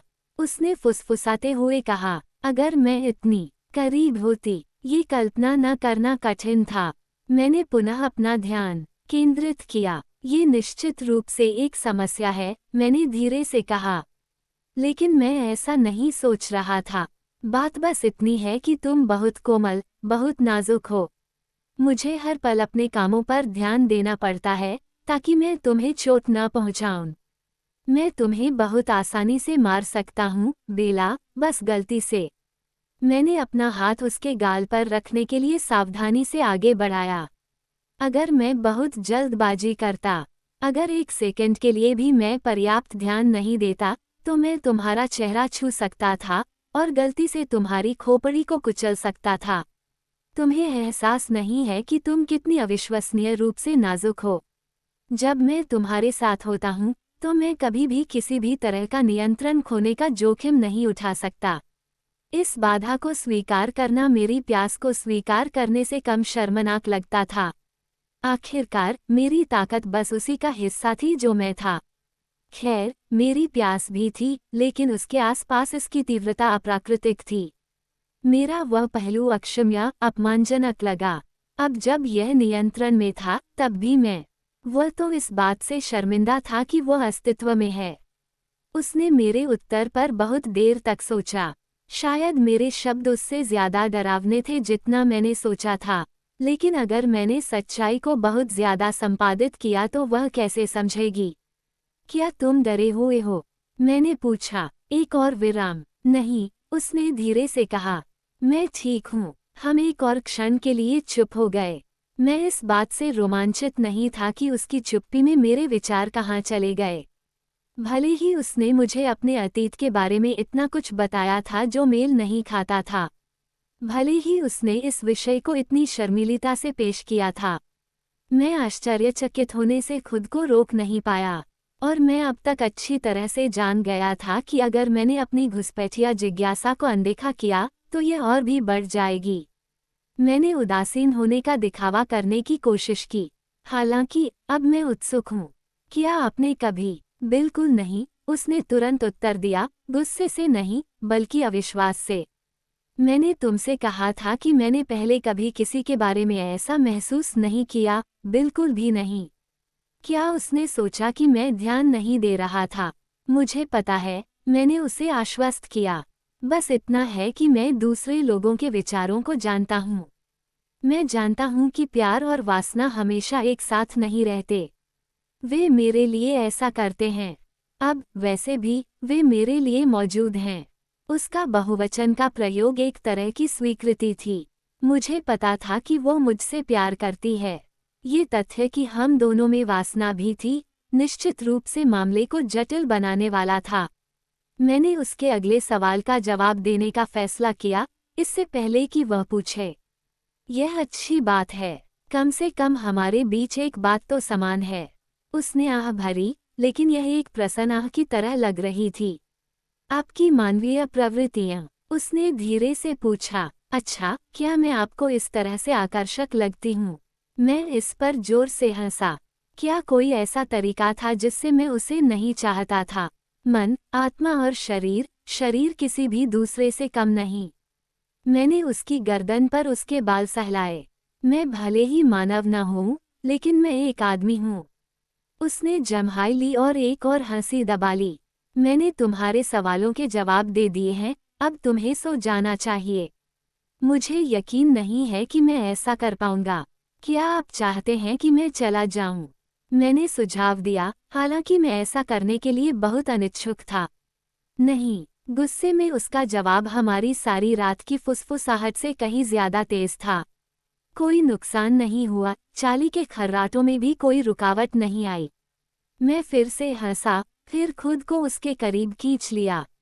उसके कान के पास अपने होंठ रखकर मैंने फिर से उसका गाना गुनगुनाना शुरू कर दिया, इतनी धीमी आवाज में कि यह एक सांस से ज्यादा कुछ नहीं था। जब वह बेहोशी की हालत में पहुंची तो मुझे फर्क महसूस हुआ। उसकी सारी सतर्कता उसकी मांसपेशियों से निकल गई, जब तक कि वे ढीली और सुस्त नहीं हो गईं। उसकी सांस धीमी हो गई और उसके हाथ उसकी छाती पर मुड़ गए, मानो प्रार्थना कर रहे हों। मुझे हिलने डुलने की इच्छा नहीं हुई। वास्तव में, फिर कभी नहीं। मुझे पता था कि आखिरकार वह छटपटाने लगेगी और मुझे उसे जगाने से बचने के लिए उसके रास्ते से हटना होगा, लेकिन अभी के लिए इससे बेहतर कुछ नहीं हो सकता था। मैं अभी भी इस खुशी के लिए अभ्यस्त नहीं था, और यह वास्तव में ऐसा कुछ नहीं लगा जिसकी आदत किसी व्यक्ति को पड़ सकती है। मैं इससे यथासंभव लंबे समय तक गले लगाऊंगा, और जानता हूं कि भविष्य में चाहे जो भी हो, बस इसे एक स्वर्गीय दिन का आनंद लेना किसी भी दर्द के लायक है जो इसके बाद हो सकता है। एडवर्ड, बेला ने नींद में फुसफुसाते हुए कहा। एडवर्ड, मैं तुमसे प्यार करती हूँ।